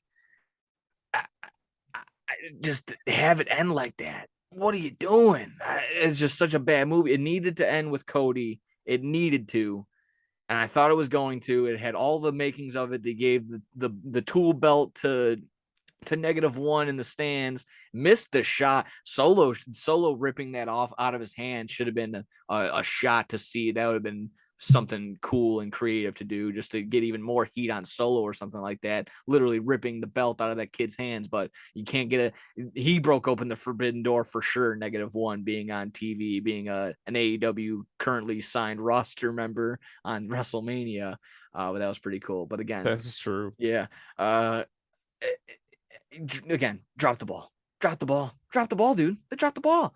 Overbooked at the end. It was looking pretty good, and you had it right. What was it going to take? Multiple crossroads, and finally, it's interrupted by Paul Heyman, and here comes Solo with the spike after another what it was like a cartoonish Looney Tune style thing with Sami Zayn and Kevin Owens and the Usos coming in, super kicking everyone, haluva kicks. That was pretty good. Having Sami Zayn having his final haluva kick on Roman, but that wasn't even emphasized. It took me to be like, damn, okay, cool. That was, I guess, the final chapter in that. I guess so. They're not going to make a big deal about that.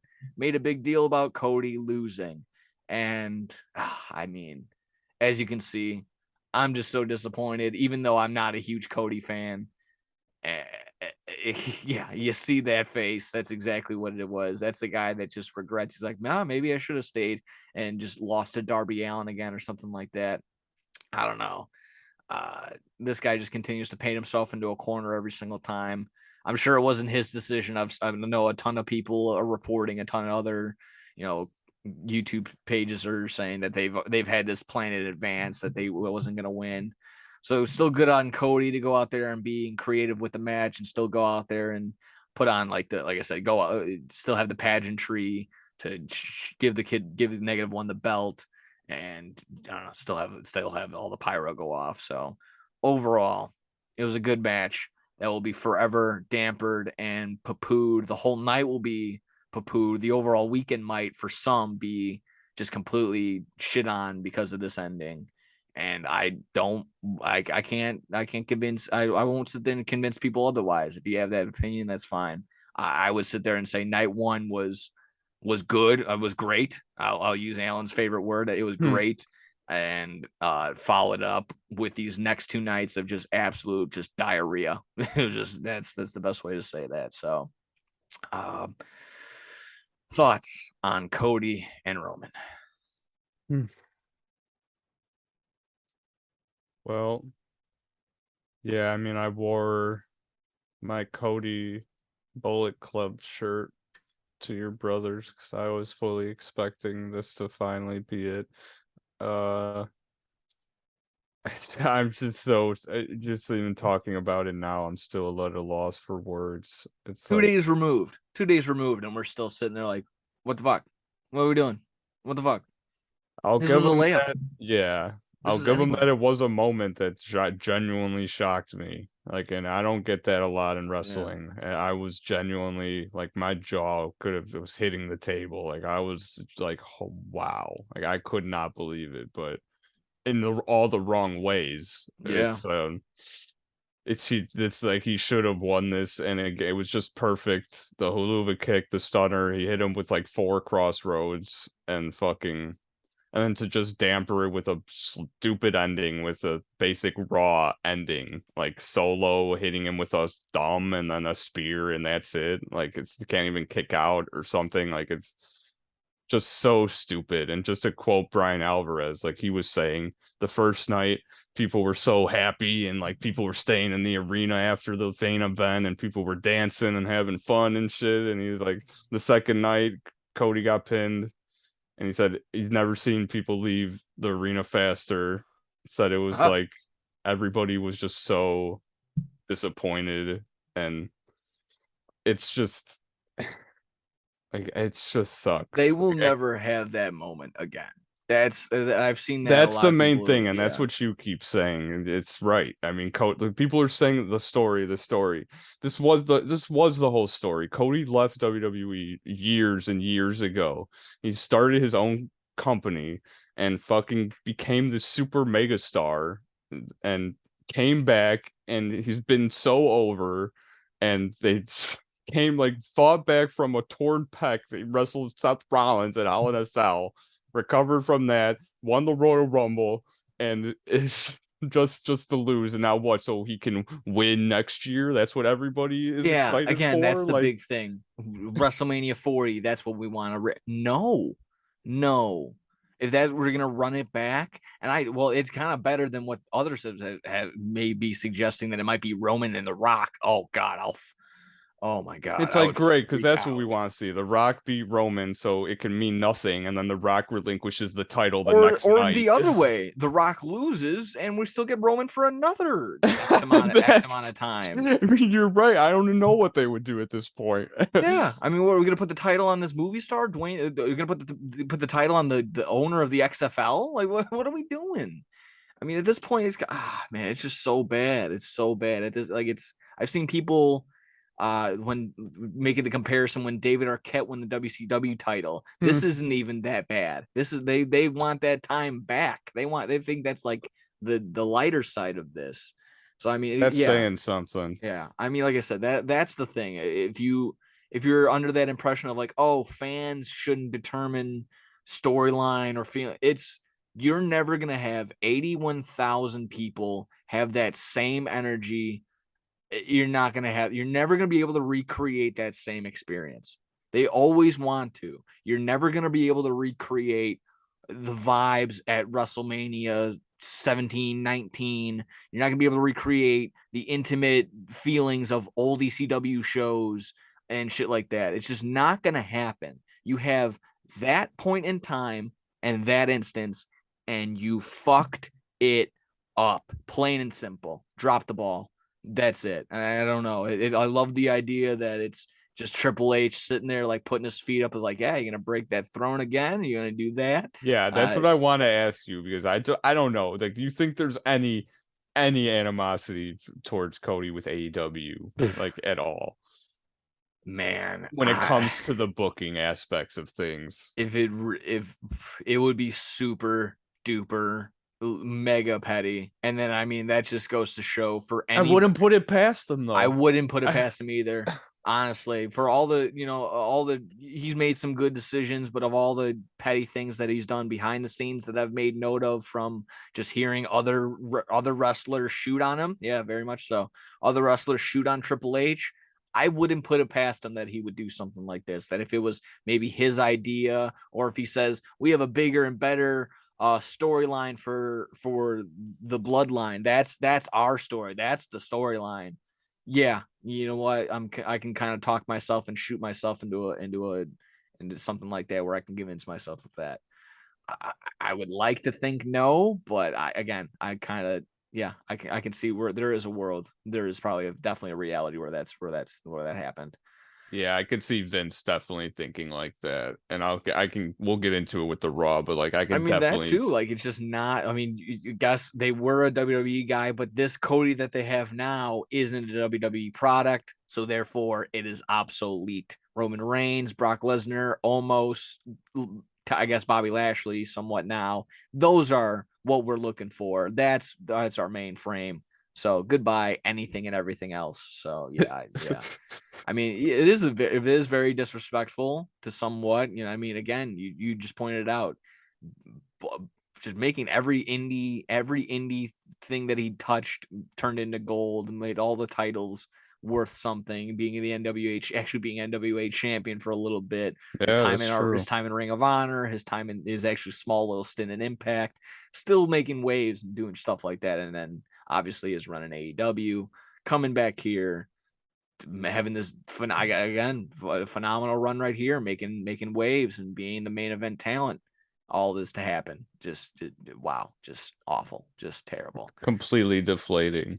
and I mean, yeah, we'll get this good transition into Raw. Just two days in a row, he's just laid out flat on his back, and everyone wants more. Like, you guys want more? You guys want more of this? Like, absolutely atrocious. Again, that's my final thoughts on WrestleMania leading into this Raw After Mania. Overall, night one, amazing. Night two, and I would just get the overall 5-star grade, or the overall grade between 5 stars between the two nights. It's a 3. It's a 2.5, 3, just because that ending was just such a stinker. All those other matches and all those other showcases, good for them. Guys like Chad Gable and Ricochet, even Braun. Like, you kind of convinced me. Braun Strowman's performance, and maybe if it probably wasn't your goal, but just talking about it, Braun Strowman even having a little bit of some upside and stuff like that. The triple threat, all those style matches. Of course, Rhea Ripley and Charlotte, don't want to oversee that. Yeah. Just all that needs to be praised and still looked at, and then set aside that and see that this was gunk, that this ending was gunk and just riddled with Vince and Triple H making terrible creative moves. So yes. I'm not putting it past that it was, everyone's like, oh, you can see night one was Triple H and night 2 was Vince. I think both of them were probably a mixture of both. I mean, there's just no way. And then for Vince to shoehorn his way in that he did on Raw the next night, that was just atrocious. And you got exactly that feel, the Raw After Mania, like we opened with. 30 minutes of wrestling on this 3-hour show. Multiple rewrites, according to multiple sources. I mean, the obvious heel turn. I threw it out on Twitter, the wrestling Twitter account. I retweeted it. So there's timestamps and there's proof. So go ahead and check that out. I did see that. They're like, name this tag team. I'm like, no need. Brock's gonna turn on him. Sure enough, he did. Just reeked of Vince being back in creative, and sure enough, he is. Yeah, just a quick thing with the Raw. Monday Night Raw, they get 1 hour of commercial-free television. So the first hour of Raw is commercial-free. So the first hour of Raw had a minute and like 30 seconds of wrestling, I think it was. Correct. Almost versus Elias. Yep. Because the opening 5-10 minutes was a recap of WrestleMania from the video packages, and then Triple H coming out and talking, introduced Roman talks to Cody, and then they set up this tag team match that didn't happen. So yeah, that was 35-40 minutes right there. followed up with almost and as with Elias coming to the ring. Where I heard that pop, I'm like, is Elias? He's gonna have what? He's gonna have a match? Holy cow! Holy cannoli! This is what we're doing. And that was apparently a rewrite. Almost wasn't gonna have a match. He got thrown in there for a squash match. Mm-hmm. And like you just said, made quick work a minute 30 only in that. And again, yeah, I just want to, because I want to just rant on this Raw. Sure. So, like, I just go for I it. watched the whole thing, so it's just like, Yeah, good on you. I tapped out at an hour 15. I put my hands up. I said I can't do it. yeah, I I should have done that. Honestly, I have a recap right here just so I can go through it. Go It's for it. Almost defeats Elias. What does this do for Almost? He just lost to Brock Lesnar, and it's like, oh, so Almost defeats Elias on Raw. Like, what does that do for him? Like, I don't like this is when we talk about storylines and like they don't do anything with these characters or progression or anything. It's like, how does this make us intimidated by him or like give him credibility in any way? Like, it's like, oh, How for can we sure. not be already afraid of him? He's 7'4", 400 pounds. Yeah, and like you can beat Elias, like sweet. Maybe make us more afraid and have him beat a guy like Brock Lesnar. Oh wait! Oh wait! You already Silly missed that me. opportunity. Yeah, make fart. No, make that one up. Yeah, sorry. Yeah. Yeah. And then the Austin Theory defeated Rey Mysterio. The only good thing from this, which I thought was the best thing of the whole Raw, was Bad Bunny got interfered in this also, and he got choke slammed through the announce table, and it looked awesome. It did. Unfortunately, I heard it separated his shoulder. Oh. Yeah, so I don't know. He could definitely be back in time and still be okay for Backlash. I'm sure they'll probably set up a tag team match between. Yeah, that's what it seems like they were doing. Dominic and Damian Priest versus Ray and Bad Bunny. So I'm sure they'll put enough distractions around Bad Bunny to not make him have to do all this type of stuff. But he's still there, very much athletically capable, as we saw last or 2 WrestleManias ago or Mania ago or something like that. And yeah, again, the love, like I mentioned earlier, the love of wrestling. Fucking Bad Bunny's got it. He's I mean, yeah, exactly. If you're like that, he's just oozing passion, and that can make up for even being a bad wrestler in my eyes. If you're genuinely passionate about it and you can care, and at the very least you can just sell. Like, yeah, he can do that. He sells really good. Yes, that choke slam looked great yesterday. Yeah, everything, just him getting popped, and he did a nice job. He did a very good job. Yeah, and we already mentioned this. Kevin Owens and Sami Zayn, the Street Profits. That was whatever. It was literally just a bullshit random match. It lasted too long. And I mean, to counter that, similar to, I mean, you'll get to the women's tag match, but they won their showcase tag match. It wasn't necessarily a number 1 contenders match, and then they faced the tag champs anyways, non-title, and still lose. I mean, yeah. I know Owens and Zayn weren't going to lose right away the night after, but it's still like, if you're going to push, that just shows to me that the tag division doesn't mean squat.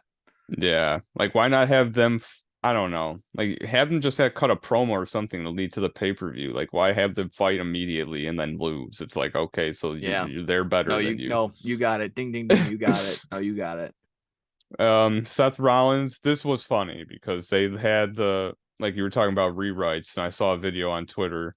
They literally had a guy come out to Seth Rollins in the middle of the commercial break and told him he couldn't cut his promo anymore. And he then he threw his mic out of the ring and just left, which it's just hilarious. Because me and my brother were watching, like, what the hell was that? Like, he came out, they went to commercial break, they cut back, the whole crowd was just doing like the and then he just left the ring, and we were like, really? I was like, what was the point of that? And then that was hilarious because I actually I was switching back and forth. Like I said, I had given up. I was switching between like Shark Tank and reruns of Shark Tank and stuff like that, and I bounced back, and I guess at that point I'm like, oh, I guess he must have just cut a promo, and you're just telling me now that he didn't do anything at all. Yeah, so he didn't do anything at all. And then it's like the power of social media, we're able to see videos and shit of people there, so it's like you see it's a recording, you see a guy talking to Seth Rollins, and you like during the commercial break, Seth Rollins is like pissed off, you can just tell. And that wasn't the only instance. Whips his mic out. Yeah, other people in the crowd taking pictures of people in Gorilla or just in other production spots where they're sure enough they're handing papers around, tearing shit up, and they're getting rewrites sent throughout the building. Seems like Multiple such a sources. hectic way to work. Yeah. Especially being a wrestler. Yeah. When you want to meet with somebody, not 3 seconds before you go out there, like, hey, you have some sort of idea. I know, of course, that's, in my mind, I would like to have some sort of preparation of something to do. Don't need a step by step, move by move thing, but it's some sort of like, hey, throw over the ropes, we'll do this, I'm gonna do this spot, and I want to do that. At the very least, you gotta probably establish, like, I want to do this, I want to do that. Are you okay with doing that? Yeah, just to go a little behind the scenes, when we've had our UCW matches, we've made sure that we're on the same page for all of our spots and stuff. I couldn't imagine if like AJ showed up 5 minutes before and was like, hey, we're cutting this. Time to rewrite. Yeah, the commissioner of UCW came down and just started making changes right before we went out to the backyard. Like, no, I would be like, what the fuck? What are we gonna do? What do you mean? What do you mean we can't use the flaming chair? That was the whole point. That's what everybody wants to see. They're literally screaming fire like cavemen. They want the violence. Yeah, guys, no fire tonight. Yeah, exactly. We're no fire. UCW is a no fire zone. Our crowd would kill us. Oh yeah, we would lose all our fans. That's it. That'd be the end. Yeah, I couldn't imagine. It must be like GCW not allowing doors or whatever. Yeah. It must just be so stressful on them. Absolutely. I mean, it's exactly the multiple reports. The overall morale was down. I mean, and then the nail in the coffin coming in today, Jay White isn't going to be coming to WWE, and I'm sure it has to be from night 2 and the fallout from Raw and just all the backlash from online, people just taking a big fat shit on it for justified reasons. This was awful. This was an awful Raw, when the big lore, of course, is Raw After Mania. You never know what's going to happen. I hate, as soon as they started buying into that, that was when it was dead. That's when that Raw After Mania started being awful. So that's basically that. I'm trying. No surprises to, like, again, I was waiting the whole night. Like, I kept saying to my brother, like, where's the big thing that happens? Yeah. Like, there's always something. There's no Bailey, nothing. No Matt Cardona, no Jay White. Didn't get Randy back. If you're into Matt Riddle, that's fine. And you got a Brock Lesnar heel turn for the millionth time.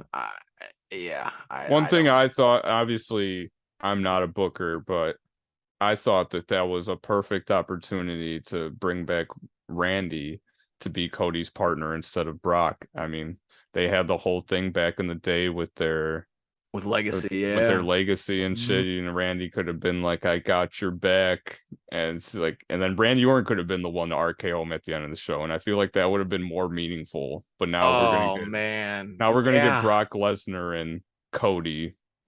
That would have been so cool. Honestly, I want that. I really wish that would have happened. Literally anything else could have happened besides last night. I would have been okay with it. But the Randy Orton one makes the most sense. Long-term storytelling. That's what they're always pushing, right? The Marks cry and come for that every time they see that. So yeah, that would have been the key thing to do. And sure enough, they dropped the ball. And then people would have been happy. Like, people would have been happy then. Like, people would have then said this was a good Raw. If it was Randy instead of Brock, like, it would have literally changed everything. Yeah, very much so. That would have been a whole different story. We would have been having a very different conversation that we're having right now.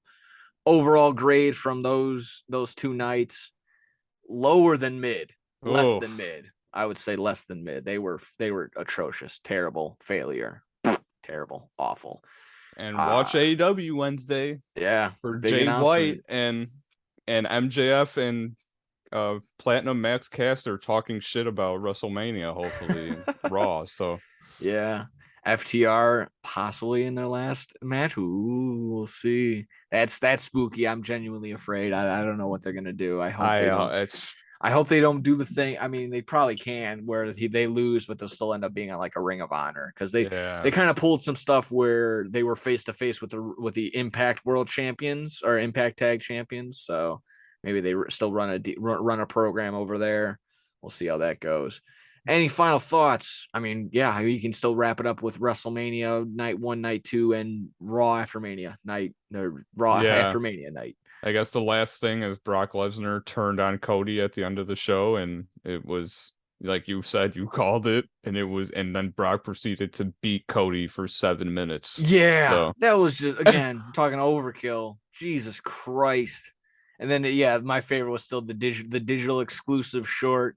He's walking back, Cody is, and just proceeds to just crumble to the ground. that was funny. That was just come on, man. I keep wanting to like give it up to Cody, and I kind of did. I was like, oh, this was good. Yeah, obviously, he always has good matches, but the setup for it is always like him crying in the middle of the ring or something like that, just something ridiculous. And it's just like, come on, man, just yeah, just something like That that. And then ending just felt like it really felt like a hazing sort of thing from Vince. Like it just felt like he was finally back in control, and he was yeah, like, "This is what you get for all the shit you did.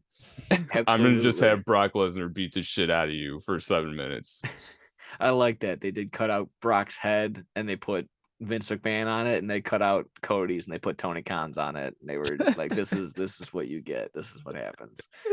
Oh It could have been for that reason. It could have also been like, "Oh, there's them showing dominance." Either way, I think that's kind of funny. But yeah, that main event or lack thereof was again yeah, like what are we doing? You promised and you gave everyone a big promise of the crazy one of the Corey Graves the opened with biggest main event ever. yes, like the biggest main event, possibly the biggest tag team match in Raw history or something like that along those Every lines. single like 10 minutes he was saying that. It was annoying. Like Yeah. he kept saying it after every segment. Like I don't know what was going to it's be more over this tag team match or the metal screw that's in Logan Paul's hand. I don't know if I don't know what was made more of a big deal about, but yeah, that's oh my god, just so disappointing. I'm just beyond distraught. Like, come on, that's my thing. I feel like a fool every time I want to give WWE a chance, and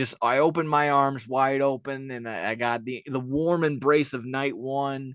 A little cold in the beginning, but night one ended, and I was like, oh, that was nice.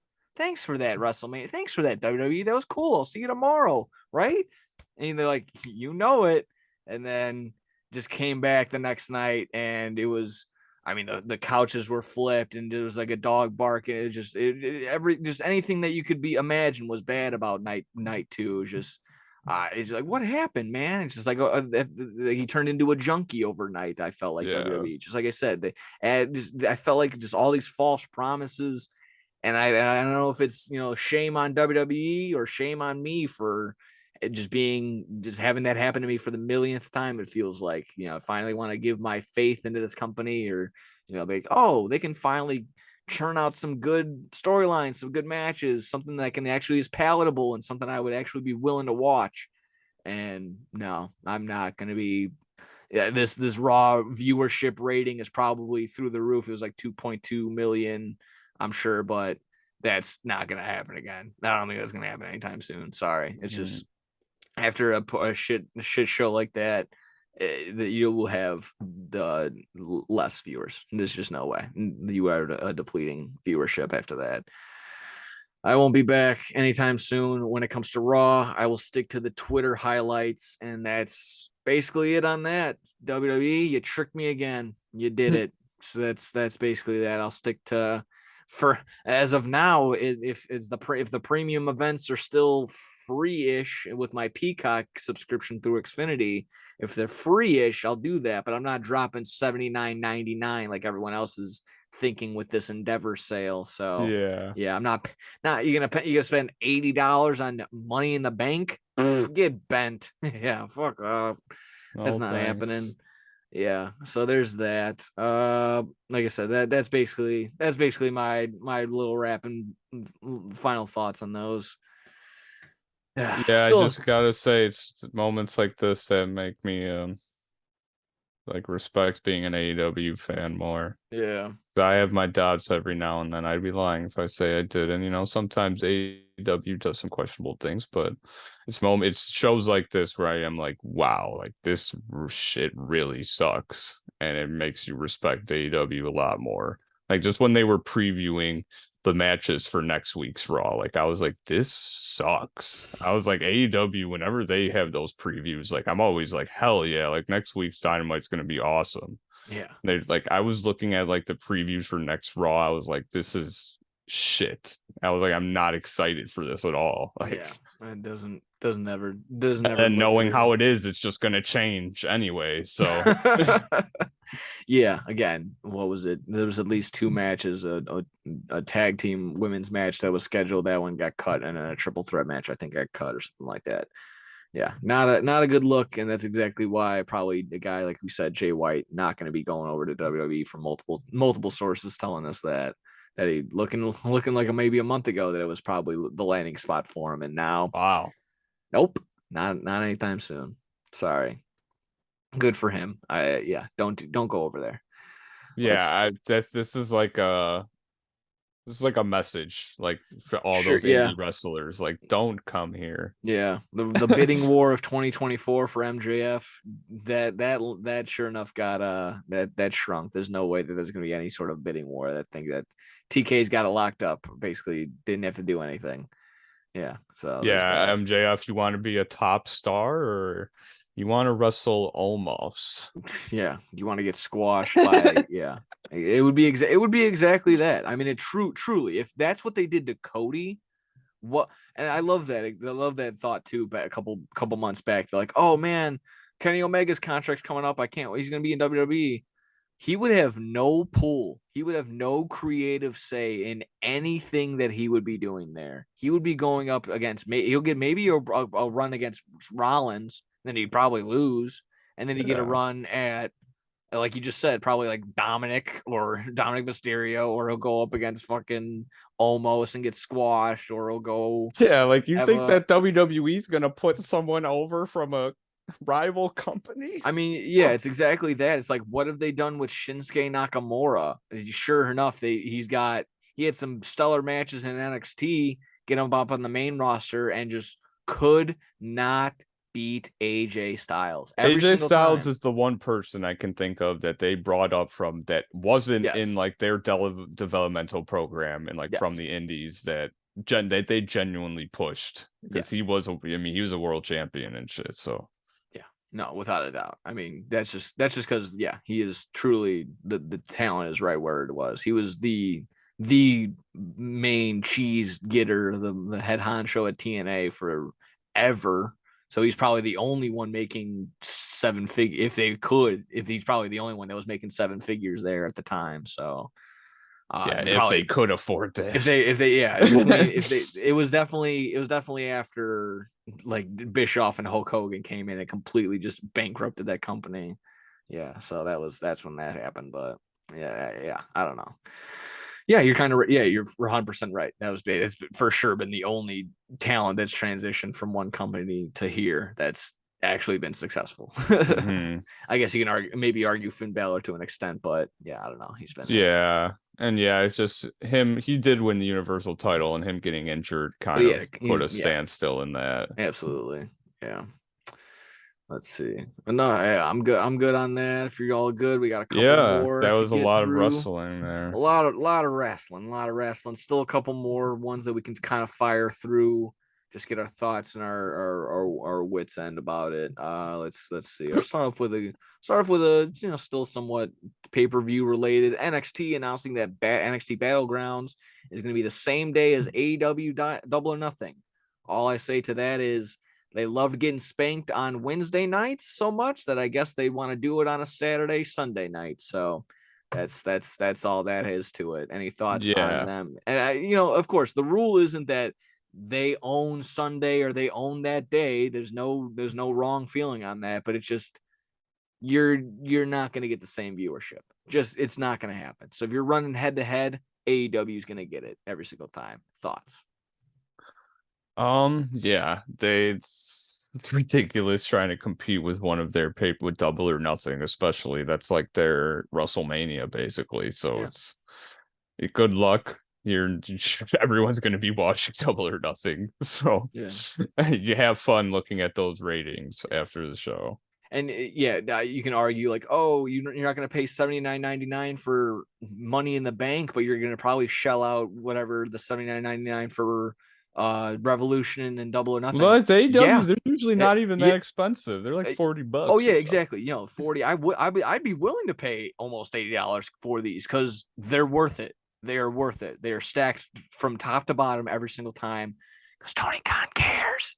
Yeah, And they that's don't just simply put about it. saturate every single month with pay-per-views. They take their time and do a pay-per-view every like Yeah. 3 months so they can actually develop storylines and make these matches meaningful and have a good ending to the And it's not story. going to be Darby Allin versus Jungle Boy versus Sammy Guevara versus MJF brought to you by Arby's or something like that. It's going to just be the main event for the AEW World Heavyweight Champion I sponsor. will Yeah. I gotta say, wasn't the one of the previous matches presented by a movie or something at the Yeah, they time? had Shazam, but that was It that was was just just like the overall them, night. Yeah, yeah. Shazam sponsored the night or When I something gave like them shit that. for that too, I was like, Yeah. this is stupid. I Yeah, was but like, then they why fought. is this Yeah, you got to them? get money where you can, though. That's not always their decision, of course. That comes down through Warner Brothers. The people that host it, Yeah, yeah, that yeah. was for sure a Warner Brothers discovery. Like this needs to be a thing.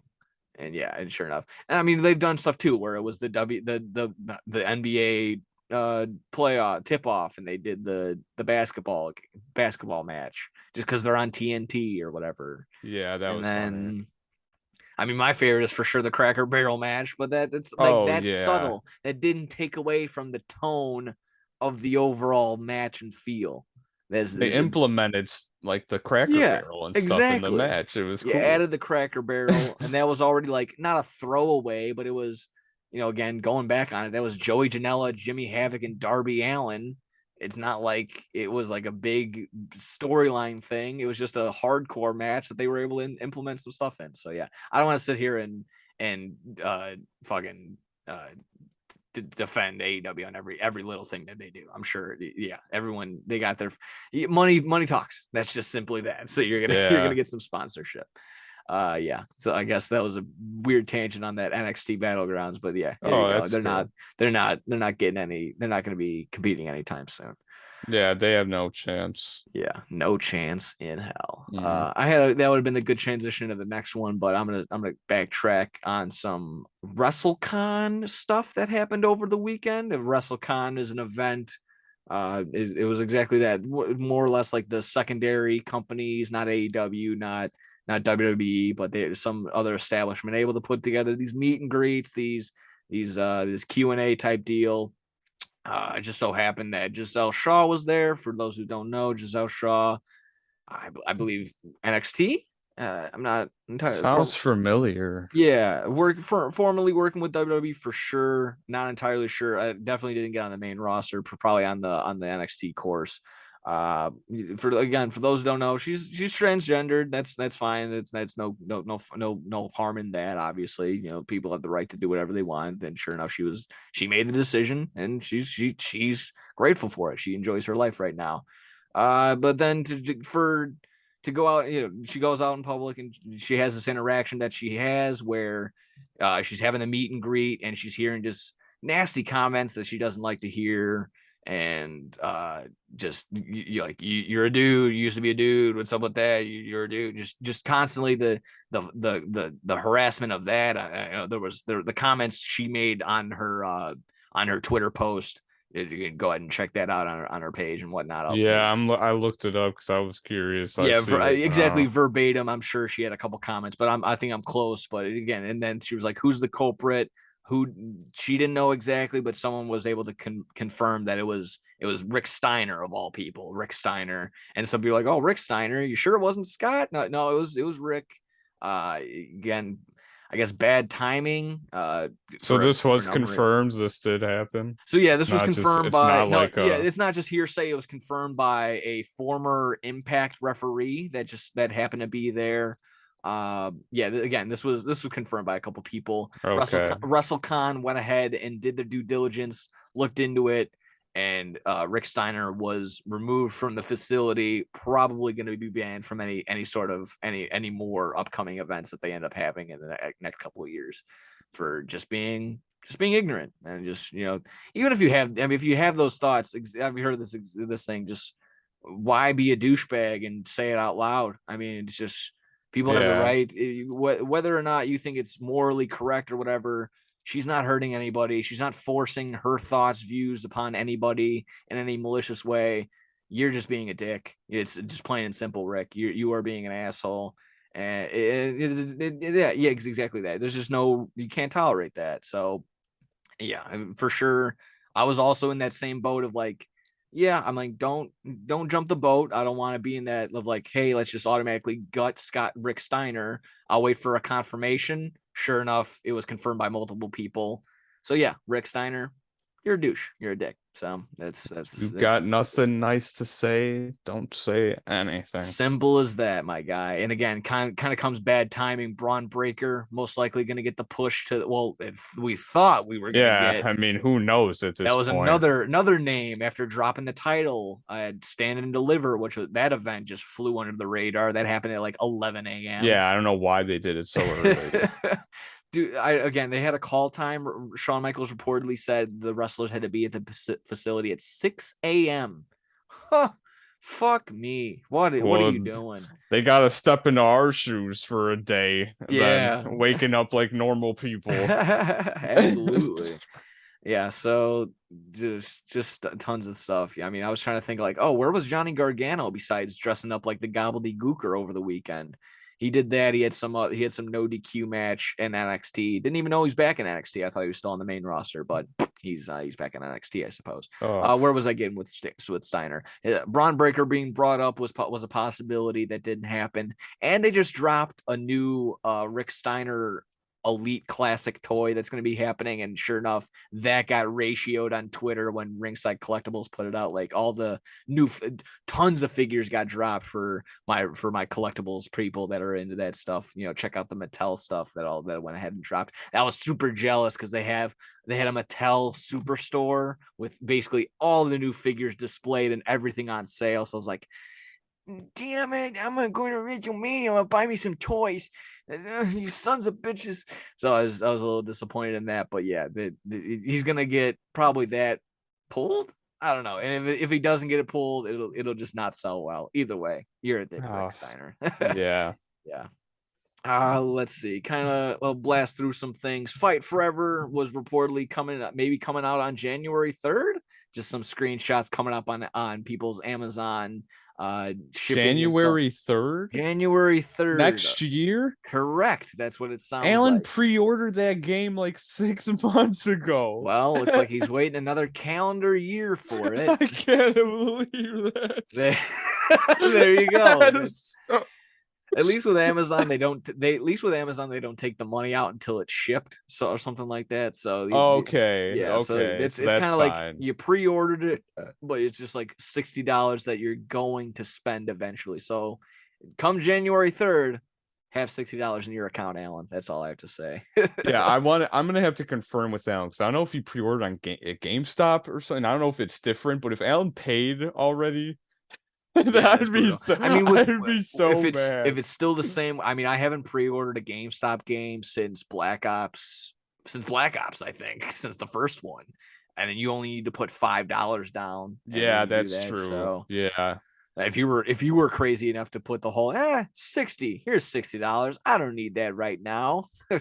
Yeah, you're bonkos. That's true. Yeah, it's been so long since I've been to GameStop. Yeah. Let's see. Had another show premiere last week, right after AEW Dynamite, AEW All Access. You know what? Not the worst, not the best in that regards. It was a little different than what I expected. I thought it was going to be similar to, I guess, the WWE biography or maybe the belt, like the total it actually was similar to like the total divas, where they bounced around story to story, group to group, person to person, and that wasn't just like a main focus of one person per episode. So I kind of like how it's highlighting the drama. It hits somewhat, but it is kind of like there is for sure some real moments when I can just think of the two that come to my mind immediately is the genuine excitement that everyone felt, especially Eddie Kingston from the Young Bucks being back. You can't just fake that and recreate that when everyone was doing it. And the genuine, just like Adam Cole just being brought back and not knowing, like, he had to take a moment. He's just like, this is, if I can't get this done, this will suck. And well, this will suck. Like, he had no words for it. He literally was just taken back. So just seeing real stuff like that was pretty cool. So if they keep it with that and don't, shoe in the as much fake drama with, I guess, with the Sammy Guevara stories and stuff, where it's like, I guess they'll push like I am from a foreign country and I don't get as much pull or stuff like that. But for as much fake dramas that there is, I'm sure there'll be real stuff in there, so that'll be a nice counterbalance. Any thoughts on AEW All Access? Yeah, I caught only the end of it, but I saw like the last 15 minutes. But yeah, I thought it was cool. Just I saw the Adam Cole stuff, and I'm a big Adam Cole fan, so it's always cool seeing a little behind the scenes stuff like that. Definitely, like you said earlier, how the some inside baseball. Definitely seeing how the onion is made, or what is it? How the sausage is made. Excuse me. Yeah, there How you the onion go. is How the made. onion is made. It's made in the ground, my guy, or it comes from the onion tree, if I'm not mistaken. Let's see. Two more kind of related to each other. I'm not going to, I just for the sake of time, not going to recap the entire Super Card of Honor card. I know it was pretty bonkos, pretty crazy. The ladder match was awesome and some pretty high spots. Dante Martin breaking his ankle was the big takeaway from that, unfortunately. And again, hopefully that's not your new background when you come back to us. I don't need to see that being shot around again. Hopefully, very unfortunate. The top flight guys. It seems to be as one gets healthy, the other one goes down. Just a shame, as like I said, the brother back, I think back to back torn ACLs, finally comes back. He's fully healthy, and Dante Martin again on a freak accident where we were just on analyzing it. They were either a little too close or they set up the tables a little too close, and sure enough, he comes down standing up, breaking his ankle, and so not a good look, not a good move for Dante. Get well soon, obviously, and these guys are going to be AEW top guys, and sure enough, I know they're a little young right now, but maturity will set in, and we'll get used to it as time goes on. So there's that. I mean, I can't remember off the top of my head. Samoa Joe and the Briscoe and Jay Briscoe had a pretty solid match. The spot where Jay goes in the corner, can't tag in his brother no more, so he had to just have a fight. But Samoa Joe coming out on top on that. I think Yuta lost it, or Daniel Garcia lost his title. Then this was the other one, the trios tag titles. We thought Brian Cage was reportedly on his way out, but apparently he won. So I don't know if that's going to be any indicator of where he goes, if he stays, if he's able to figure something out with Tony Khan. More power to him. I personally don't care with Brian Cage. He's had more than enough time to get himself and get his character over, or to just not continuously butt heads with creative everywhere he goes. So I don't know. If he leaves, I'm not going to be torn up about it. If he stays, that's fine. If I would like to see him in a more dominant role, but he always seems to need like a mouthpiece for him. So I can get it. Any thoughts really about those two? Anything about Super Card of Honor? I know you actually watched it yourself. Anything that I may have? No, I mean, I only saw clips of it I didn't see the whole thing, so I really just saw some of the ladder match. I had a buddy who was over there. I was seeing some of his Snapchats throughout the night, but yeah, I mean, it seemed like it was fun. I saw it was rated the highest show out of both WrestleMania nights on the cage on that website. So on that cage match thing. So yeah, so that's something. Yeah, absolutely. Again, maybe some biasness, but whatever. That seems pretty okay. If every single match was a banger, that seems cool. Yeah, again, I didn't see the whole show, so I can't speak for it, but I Yeah, bet it was great. yeah. Some people sure enough were like, if you're a fan or if you weren't, maybe just some WWE marks were like, I don't like how this was booked. After night two, a very viral tweet that went around. It's like, I am sorry, Tony Khan. I did not mean what I said about the Super Card of Honor booking after night two. so that's kind of how that was definitely the feel. That was a vibe for some people as well. So it's like, maybe I shouldn't be so hasty on Tony Khan after last night. Sure enough, yeah. AEW, you leave, but we still have open arms, still wide open. We're gonna make fun of you, but you're still right here. Don't worry, right here. Overall, I mean, that was top to bottom. We killed it in wrestling. That was a lot of time. We got a little bit of ML. We got some MLB to get through, so you can go ahead and get through that. Anything lingering in wrestling before we hit it?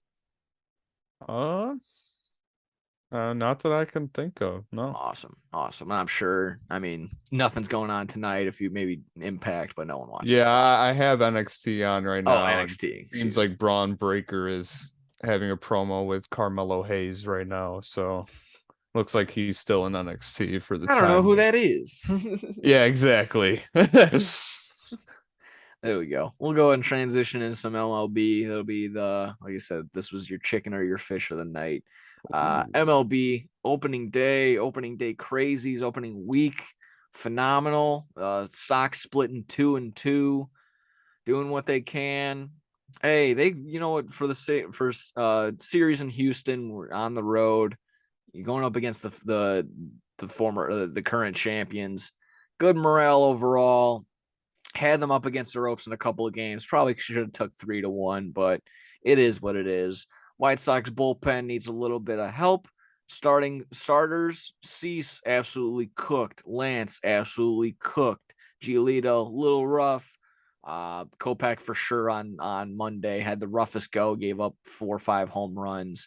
But like it's kind of the thing. If he doesn't screw up 5 pitches, he doesn't have such a bad day. So it's one of those things. Oscar Colas having a couple of rough at bats, but off the top of my dome, made up for it with his arm, with his glove, making some nice catches, some nice defensive plays, and still able to get an RBI single and finish off this third game, I believe, of the series. So that was pretty cool. Like I said, a little bit embarrassing for our White Sox on their opening day against San Fran, getting shelled 12-3.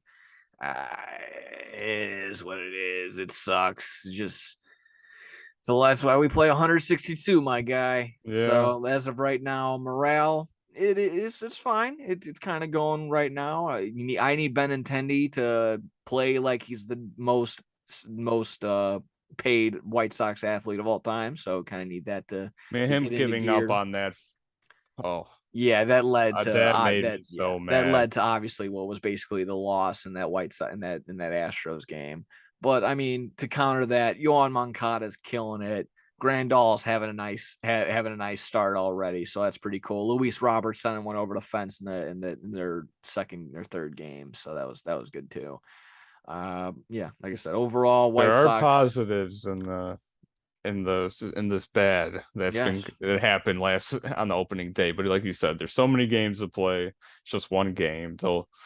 They'll figure it out. Yeah, we got Dylan Cease, who's one of the best pitchers in the league. Yeah, dude, he was having. It sucks that he didn't get a decision after having such a phenomenal performance. Yeah, just thinking right now. I'm sure with due time, Raylo got the call to close the game. A little shaky in the other time, but yeah, I'm just one of those things where that'll probably figure itself out. I think Ronaldo Lopez and oh Jesus Christ, why can't I think? I've been saying his name all week, and as soon as I come to the show, I can't remember anybody's name. Jake Dykman. Oh no, Ruiz, the number 6. I can only know his number. Jose number 66. Ruiz. Jose Ruiz. Yes, I think they are going to be the workhorses of this bullpen. Going to need them to get and be the leaders right there. With Liam not in there to get whip these boys into shape. Yeah, I'm sure. Like I said, when Garrett Crochet gets fully healthy, he'll be in there to complement with everyone. Jake Diekman Get him the fuck out of here. He's so bad. He's non-existent. Everybody else seems to be okay and getting into their own. And I'm sure I'm missing a couple of their names, but yeah, just Vaughn, Eloy, Robert, Moncada, Anderson, Benintendi. You just get it going. Keep getting some wins. Got Twins are kind of red hot right now. They're as we're recording. I know they're playing tonight, but they're undefeated. So hopefully they fuck up and lose. And yeah, Guardians they're playing. They're throwing Shane Bieber tonight. I'm sure they'll get a win for that very reason. So you're gonna need, as of right now, nothing's gonna change with the White Sox not playing today. So that's pretty good as we're recording and probably as this is gonna be posted. So nothing drastic is gonna change as of right now. 2-3 is their current record as we record. Could get a little bit better. Got this San Fran series to finish up, and then probably playing like the Tigers or something next like that. I don't know. We have one more win than the Cubs do. There you go. It's pretty good. So that's basically my little impromptu White Sox performance during the week update. Yeah, so there was that. I guess the only thing from their big opening day against the Astros that I missed, that I overlooked, was against what was part of my opening day Crazies segment was Megan the Stallion throwing out the first pitch during the White Sox game against the Astros, and then I don't know if it was Kyle Tucker, someone on the Astros, just not so subtly, basically just rubbing up against Megan the Stallion's ass. So that was funny. Good. That was good for the internet. Good for him. I apparently didn't get him enough. It was maybe a distraction as the White Sox were able to win it 3-2 that night. So. They're all distracted by Megan the Stallion. Absolutely. So there was that. I can just blow through a couple of these MLB crazies, these things that stood out to me. I just thought they were funny or just very interesting. Andrew McCutchen takes the recorded fastest pitch in MLB history at 105 miles an hour. He's done that twice now in the same, get this, in the same exact spot, low and away, against the same exact team, the Reds, and he was on the same exact team, the Pirates. And he's had a couple just came back to the Pirates this year. So just so crazy. He already, again, like to reiterate, he already held the recorded take for the fastest ball ever recorded in the MLB. It was thrown against him, and then he went ahead and they did it again in the same uniform against the same team in the same exact spot. You can go look for it side by side. It's crazy. Maybe if there was a furry there, he would have hit it actually. Yeah, if he was a furry, he would have actually just readjusted and pulled and cranked that out about 400 feet to the right center.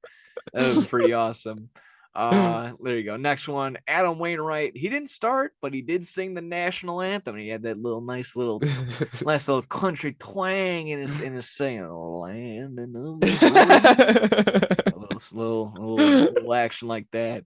It's pretty cool, I guess. That was a good impression. Yeah, he does little concerts, I think, from looking around. So that's cool. Go check out an Adam Wainwright country concert. Oh, he does concerts? To very small little venues. It's very it's a very intimate thing. If I'm even correct, it's just something I heard in passing. It's not something I completely confirmed. Aaron Judge's first at bat is a home run against the very team that was supposed to sign him in the San Francisco Giants. In that same game, Logan Webb and Garrett Cole making opening day strikeout records for their franchises. I believe Logan had 12 and Garrett Cole had 11. So still pretty cool. So opening day strikeout records for both the Yankees and San Francisco. Pretty cool. That happens in the exact same game. And it's pile on top of it, Aaron Judge hitting that towering home runs, like 420 feet straightaway center. Yeah. Let's see. Just real fast before you go to the next thing. I looked up Adam Wainwright, and he was literally performing in Chicago, Illinois, 2 months ago. So I guess he does do this. Holy shit. I just love when I don't look into shit and it ends up being right. And I'm like, yeah, I can do this shit like it's the back of my hand.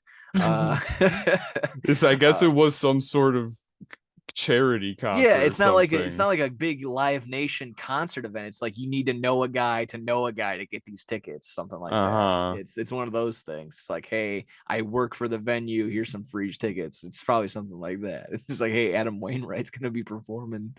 So random. Just Willie when you Nelson say stuff covers. like that, I just have to look it up. He's like, I get it. Some stuff you come out of my mouth, and you're just like, "Are you what? There's no way. Like what? There's no way." So I'm glad you are confirming along with me. So that's fun. Let's see. The Dodgers' proposal heard around the world, gone wrong as he's just.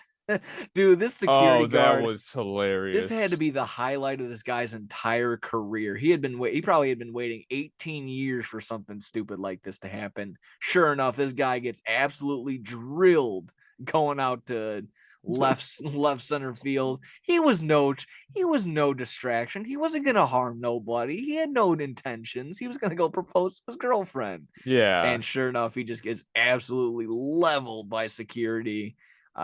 You can look at it either way. Like I just said, I look at it through the lens of this guy's an idiot, sure, for thinking he can just get away with this, but you don't need to use excess force like that. You could just grab him by his ear and pull him out like a disappointed mom, so he looks like a real idiot. Like I don't know. That's that security guard's mouth was watering. They usually have to chase those people. He's like around. A bulldog. That was a stationary target for him. He was he was ready for that. Oh my god, yeah, exactly. Just salivating. He's like, I don't even have to chase him. He's just sitting there waiting. Oh my god. Like, yeah, I bet he was like, I'm gonna fuck this guy up. Like, he wasn't even thinking about the proposal or anything. I'm gonna fuck him up, bro. Yeah, exactly. Just saw red, narrow vision, just keyed in on him. You probably don't get many opportunities to stop someone running on the field. In LA, maybe. Dodger Stadium, maybe. They get a little rowdy over there. But again, for something like that, for something as easy as that, that won't happen again. You're gonna get the drunken idiot that has superpowers because he's, like I said, he's hammered.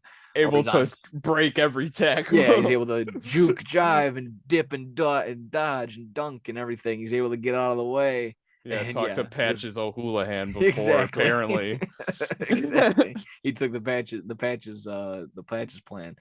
Oh man, exactly that. Just this was an easy one, layup. And I kind of feel, I don't know if you feel bad for I think she still said yes, apparently. I think she did still say yes. She still said yes. So it's a W in the book. I don't know. I'm not going to be at the end of the day. Yeah, she probably respected him for even going through all that just for that. Yeah. So you gotta break him out of Dodgers jail or whatever, however they work that out down there.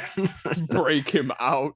Yeah, bail him out. Yeah, sorry, break him out. Yeah, it turns into jail, or what was that movie or that show on Fox forever? Just Prison Break. Yeah, all right, guys, we're gonna break into Dodger Stadium. We're gonna get him exactly. Let's see, two more really quick, or just one of importance. Anthony Rendon swinging at a fan after losing to the A's. Again. Is it justified for the fan to just shout out belligerent shit and not think he's going to get any repercussion? No, you can't think like that. Or I don't want to think like that. I always think about it depends what they say to the player. Yeah. Because if it's something really fucked up, then I was telling you the other day, by all means, like Anthony Rendon should knock that guy out. Like fuck him. I mean, yeah, I guess, but he only goes like, you called me an asshole. What do you even say? If it's something, I'm not. If it's something, I heard that it was something stupid. It was it was very. Called him like a pussy. It was that. It was like you called me it was either one of those. You called me a pussy or you called me an asshole, and they swung at him. Like that's not okay. I mean, again, calling him that again, the consequences are just to think that you're not going to get run up on or just not to be acknowledged. Like you need to, if you're going to be saying shit and talking shit, you're probably going to be commended for it. I'm running out of the word for it, but it made more so. Like I respected it more when Bill was explaining it. Like they're on the road. It's the first series against like a rival. Like you have to expect that fans are gonna be talking shit. Like and it's that's that. You need to, if it was like I'm gonna kill your grandmother, that's where I can justify you swinging at him. But it's like you're a dick. all right, you got to brush that off. You should counter it with, oh, yeah, I also have fucking $40 million. Just literally just do that. I know it's very it's as simple as that. It looks very classless, like Nick Bosa did when he was doing that. Was just because he was hammered. Like, you'd be like, oh, I'm an asshole. I'm a $40 million asshole. How about that? Just having the frame of mind to do that.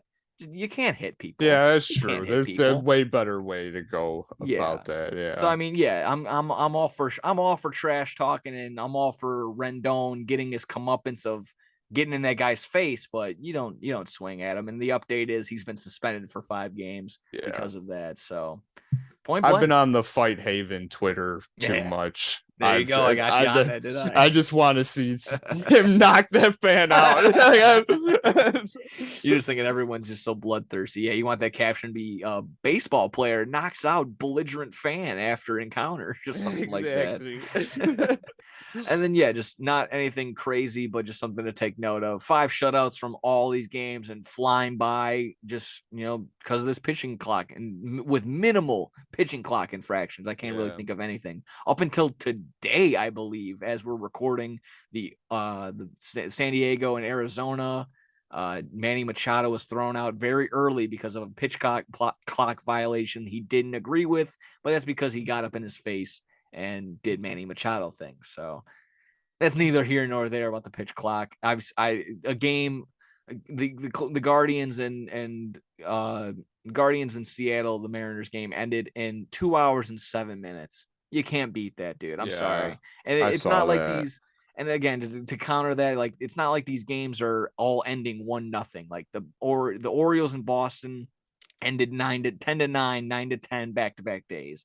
Like, we're having offense in condensed innings. That's simply that. We got rid of the fat. And again, it's this microwave timer isn't gutting the game. It's been a week, and the game isn't softball. It's not soccer. It's not something brand new. It's still baseball. So all those people that were freaking out, I was one of them.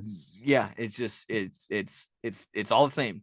It's all the same. So again, I know it might you might not like it, but it's just like it might just be that small thing of, for some people, like, oh, I don't have the time this weekend because the games are like 3-4 hours long. Now you're like, oh, 2.5 hours. Yeah, I can crank that. I'll be home by 10 o'clock tonight. That's fine. That's awesome. It's a weekday. Get the kids home before. And it's always stuff like that. So I'm still gonna be pro pitch clock. Again, it's got rid of tons of BS stuff that we don't need. People readjusting their gloves every 4 seconds, grabbing their crotch and spitting. It just unneeded. So I'm glad this is happening. Yeah. Yeah, I talked a lot of shit, but yeah, I can't deny that the games have been going by so fast. yeah. You know what? Again, I'm waiting for when this pitching clock fucks over the Sox. Again, it's going to suck, but if these are grown men that know the rules now and they're being timed, and it's just simply like, there's been no like chicane, there's been no fuckery going on. They've been calling it down the line, down by the book. You're not done by this, it's a ball, it's a strike. Simple as that. There's been no like favoritism in it, and that's how it's supposed to be. So it's simple as that. Like I said, last little thing. I guess this was not basically all these were on the same day, the actual opening day of baseball. But this was the last story. Opening week for the Brewers started with a flyover that no one saw because the roof was closed. The Brewers won, I'm pretty sure, but the biggest winner had to be the guy pissing in the middle of the hallway, the middle of the middle of their concourse. I don't know what it was.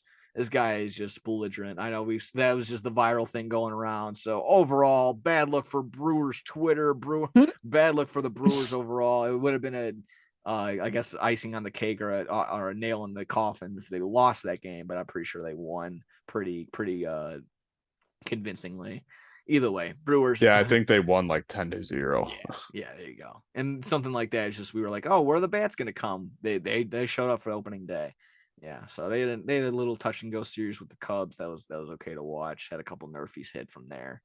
And that's exactly that's a good transition. I didn't even think about it. Art of the Nerfy.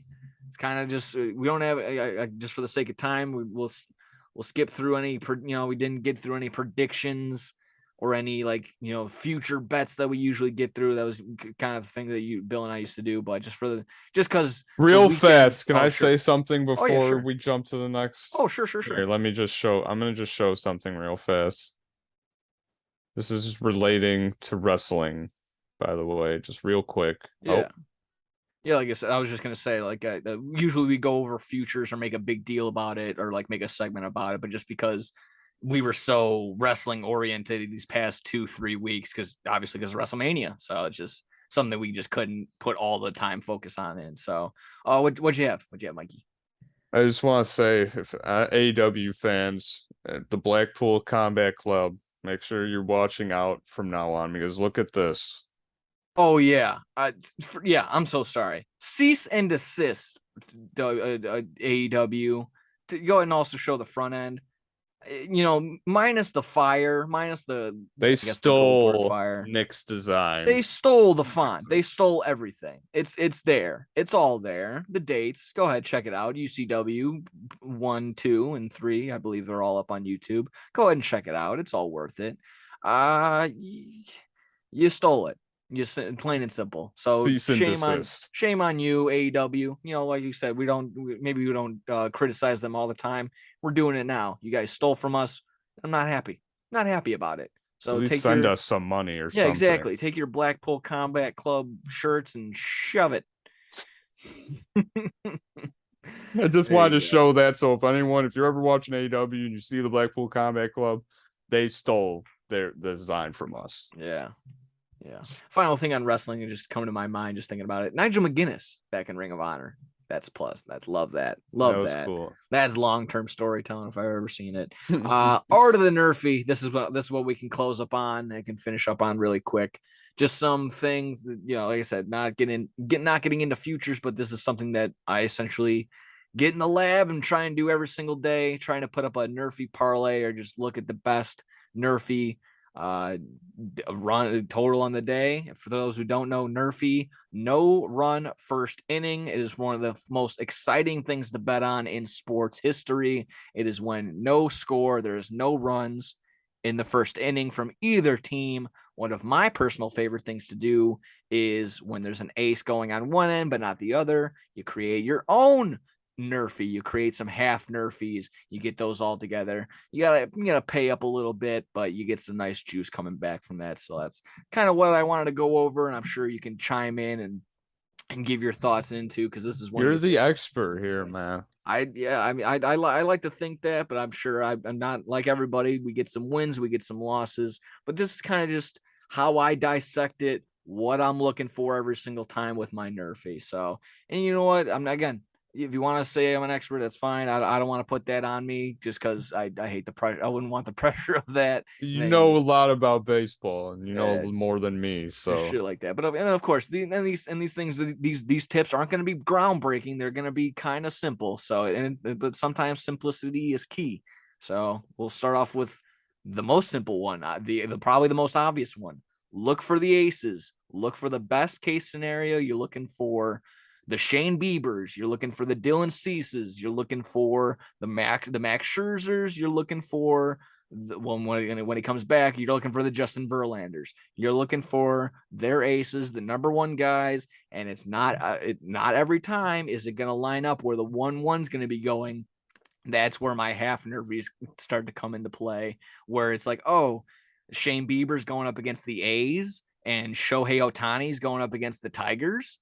I'd rather have that as my Nerfy and pay up a little bit as opposed to rolling the dice and just hoping and praying that the Angels don't get a hit off this shitty Tigers pitcher or something like that. That's my brain flow. So that's kind of how I'm just going to be delivering from there. So look for the aces. Not very hard. You go on ESPN, you go on whatever, maybe BR or whatever, whoever has the pitching report, as well as you're looking at the lineup. You want to do a lineup check. You want to make who's hot and who's not. Look at that. Look at the average.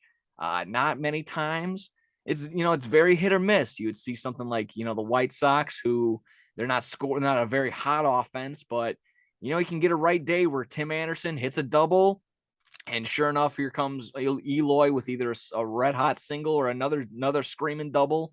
And sure enough, something happens like that. So just check the lineup for guys that are red hot or guys that are just doing absolutely shit. Like the Tigers lineup, I think the first 3 hitters they're not even hitting 200 at this point. So Oh wow. get on something like that. Just be looking forward to something like that. They can always change, so be aware, be able to adapt. Also looking at other stuff. If you're not so sure, be a weather bug. Look, you're looking at the ace. You went ahead, you looked at the aces. Those are going. You got maybe you got at least one going. Like I said, Shohei Ohtani's going up against the A's or something like that. So you got at least one. Can't decide. Make sure the wind isn't blowing. You know, that's always a thing out in Wrigley. That's always a big thing. And of course, that can always be the counter. You see some wind, you're like, I'll bet it the other way. I'll bet for a run to be scored in the first inning or something like that. But we don't talk about here. We don't talk like that over here. We don't talk about runs being scored in the first. This Nerfies only. But yeah, no runs. You're not running. No run. This is a part of the turbo team. No running. You walk slowly. Sorry, for those who don't know, check out or just check it. Just go on Netflix and watch that show. Yeah, that's a good show. I can't wait for the next season. Yeah, I think you should leave. That's what it's called. I think you. Yeah, I think you should leave now. There you go. Again, be the weather bug. Check up on the weather app. Call Tom Skilling. Do whatever you got to do. See where the wind is blowing. That is your key. It's not always rain. It's the wind that you got to look out for. Like I said, lineup check. I just said that one. Just another key one. Stay away from Yankee Stadium. It's a little league park. Treat it like such. Any which way. When a guy like Leori Garcia can probably pop one, get a duck snort over the 320-foot fence that they got over there. Not worth it. So even if they got Garrett Cole going up against Max Scherzer, I wouldn't even put it. Don't even care. It could be minus 170. Don't care. Not put my money anywhere near it if it's in Yankee Stadium. That's another key one. Stay away from the little league parks. And then here you go. Last one. When in doubt, half Nerfy your way out. They can help you out in a big way. Like I said, got to pay a little bit more sometimes. But I think sometimes it's kind of worth it. If you're gonna sweat out a Nerfy that you're not so sure of, maybe create your own or create 9 outs that you have to rely on. I think that's just better. Like I was saying earlier, if you don't like Framber Valdez of the Houston Astros going up against I keep just picking on the Tigers, Manning, whoever that, I forgot, Matt Manning or whatever his name is. If you don't trust that, if you trust Framber Valdez because he's a fucking ace, but you don't like the Tigers pitching, or you just like the Astros hitting so much, take the half. It might have to take minus 400, but if you get 2-3 of them together, you're right around plus money just about every single time. So that's basically it. Okay, like I said, look for the aces, be a weather bug, check the lineups. Stay away from Yankee Stadium. Stay away from those little league parks. And when in doubt, you can do some half Nerfies. Create your own. Not have to worry about 6 outs. You can maybe just worry about 3, or you can just worry about 9. Whatever you want to do. Creating some parlays. It's always fun. But again, it's for me most exciting bet in baseball. Most exciting bet possibly in all the sports, depending on the Super Bowl thing. So anything in your eyes? Anything I'm leaving out, anything that you look into when you're considering Nerfies and stuff like that? I don't know anything. No, I mean you pretty much covered it all, and you said stuff that I never even considered before. So, I mean that was great. I'll just bet on something random and hope it wins sometimes. So, yeah, and exactly. I mean, and sure enough, if you're not familiar with names, if I just dropped a bunch of names at you and you're like, I don't know who any of those people are. It could also be as simple as, just doing your homework a little bit. You don't need to know them. You don't need to know where they went to school or if they got married or if they got 10 kids. That doesn't matter. Check their ERA, check their last couple starts, and that'll start accumulating as the season goes by. not all these are going to be layups as the season goes by. Hitters are going to hitting and the weather is going to start picking up, and eventually they'll start putting in not the dead balls, they'll start putting over the home run balls in. But just do a little bit. You don't need to be an expert. You just need to just know the little tidbits of what to do. So I think that's again something. It's so much fun. NRFI is so much fun, and it's just sitting there and just when zeros pop up on my screen, I get excited. So that's all I gotta say. NRFI, that's the way to go. That was a great NRFI report. There we go. Like I said, if we had time, we can go over some. If we had the time, we could go over some way too early predictions. Like I said, but we're only as White Sox fans, we're only 5 games into the seasons, maybe 6 overall. I just can't wait. This season's gonna be fun. I'm gonna be banking on White Sox, staying competitive a little bit. I'm gonna be optimistic and just say at the very least they'll be competitive until the end. I think so. Just don't make a wet fart attempt. Hopefully, we just stay healthy for what we can and just go from there. And I think that's gonna be the hope. So I'm not gonna sit here and put anything on the line and say like, oh, this is a guarantee this will happen, or I got this for sure happening. I don't know. You play 162, and no one knew that the Philadelphia Phillies were going to be in the World Series last year. So yeah, it's basically that. That's baseball. That might be episode 13 on the agenda. I'm ending it right there. Unless you had anything lingering, anything to do, anything lasting, I'll check my phone. Make sure maybe what's his face wasn't traded. Bulls lost. That's not good. Oh, we did? Yeah, we lost bad. Like 123 to 106 or something like that. Not good. So we'll have to just bank on Orlando hopefully losing. So we'll maybe get on that. And like I said, that's about it. So Alan, take your notes. Troy, always fun tagging along. Glad you're always involved in the interactions. Love seeing that. Thanks for shouting us out at your work. That's always fun. Thanks for everyone shouting us out everywhere, sharing us around, liking us, subscribing to us. That's always fun. Love seeing the numbers and all that fun stuff. Getting all the interactions. So that's always cool too. And until next time, take care of yourselves and each other. We'll see you for episode 14 on the next one. See us. Peace out.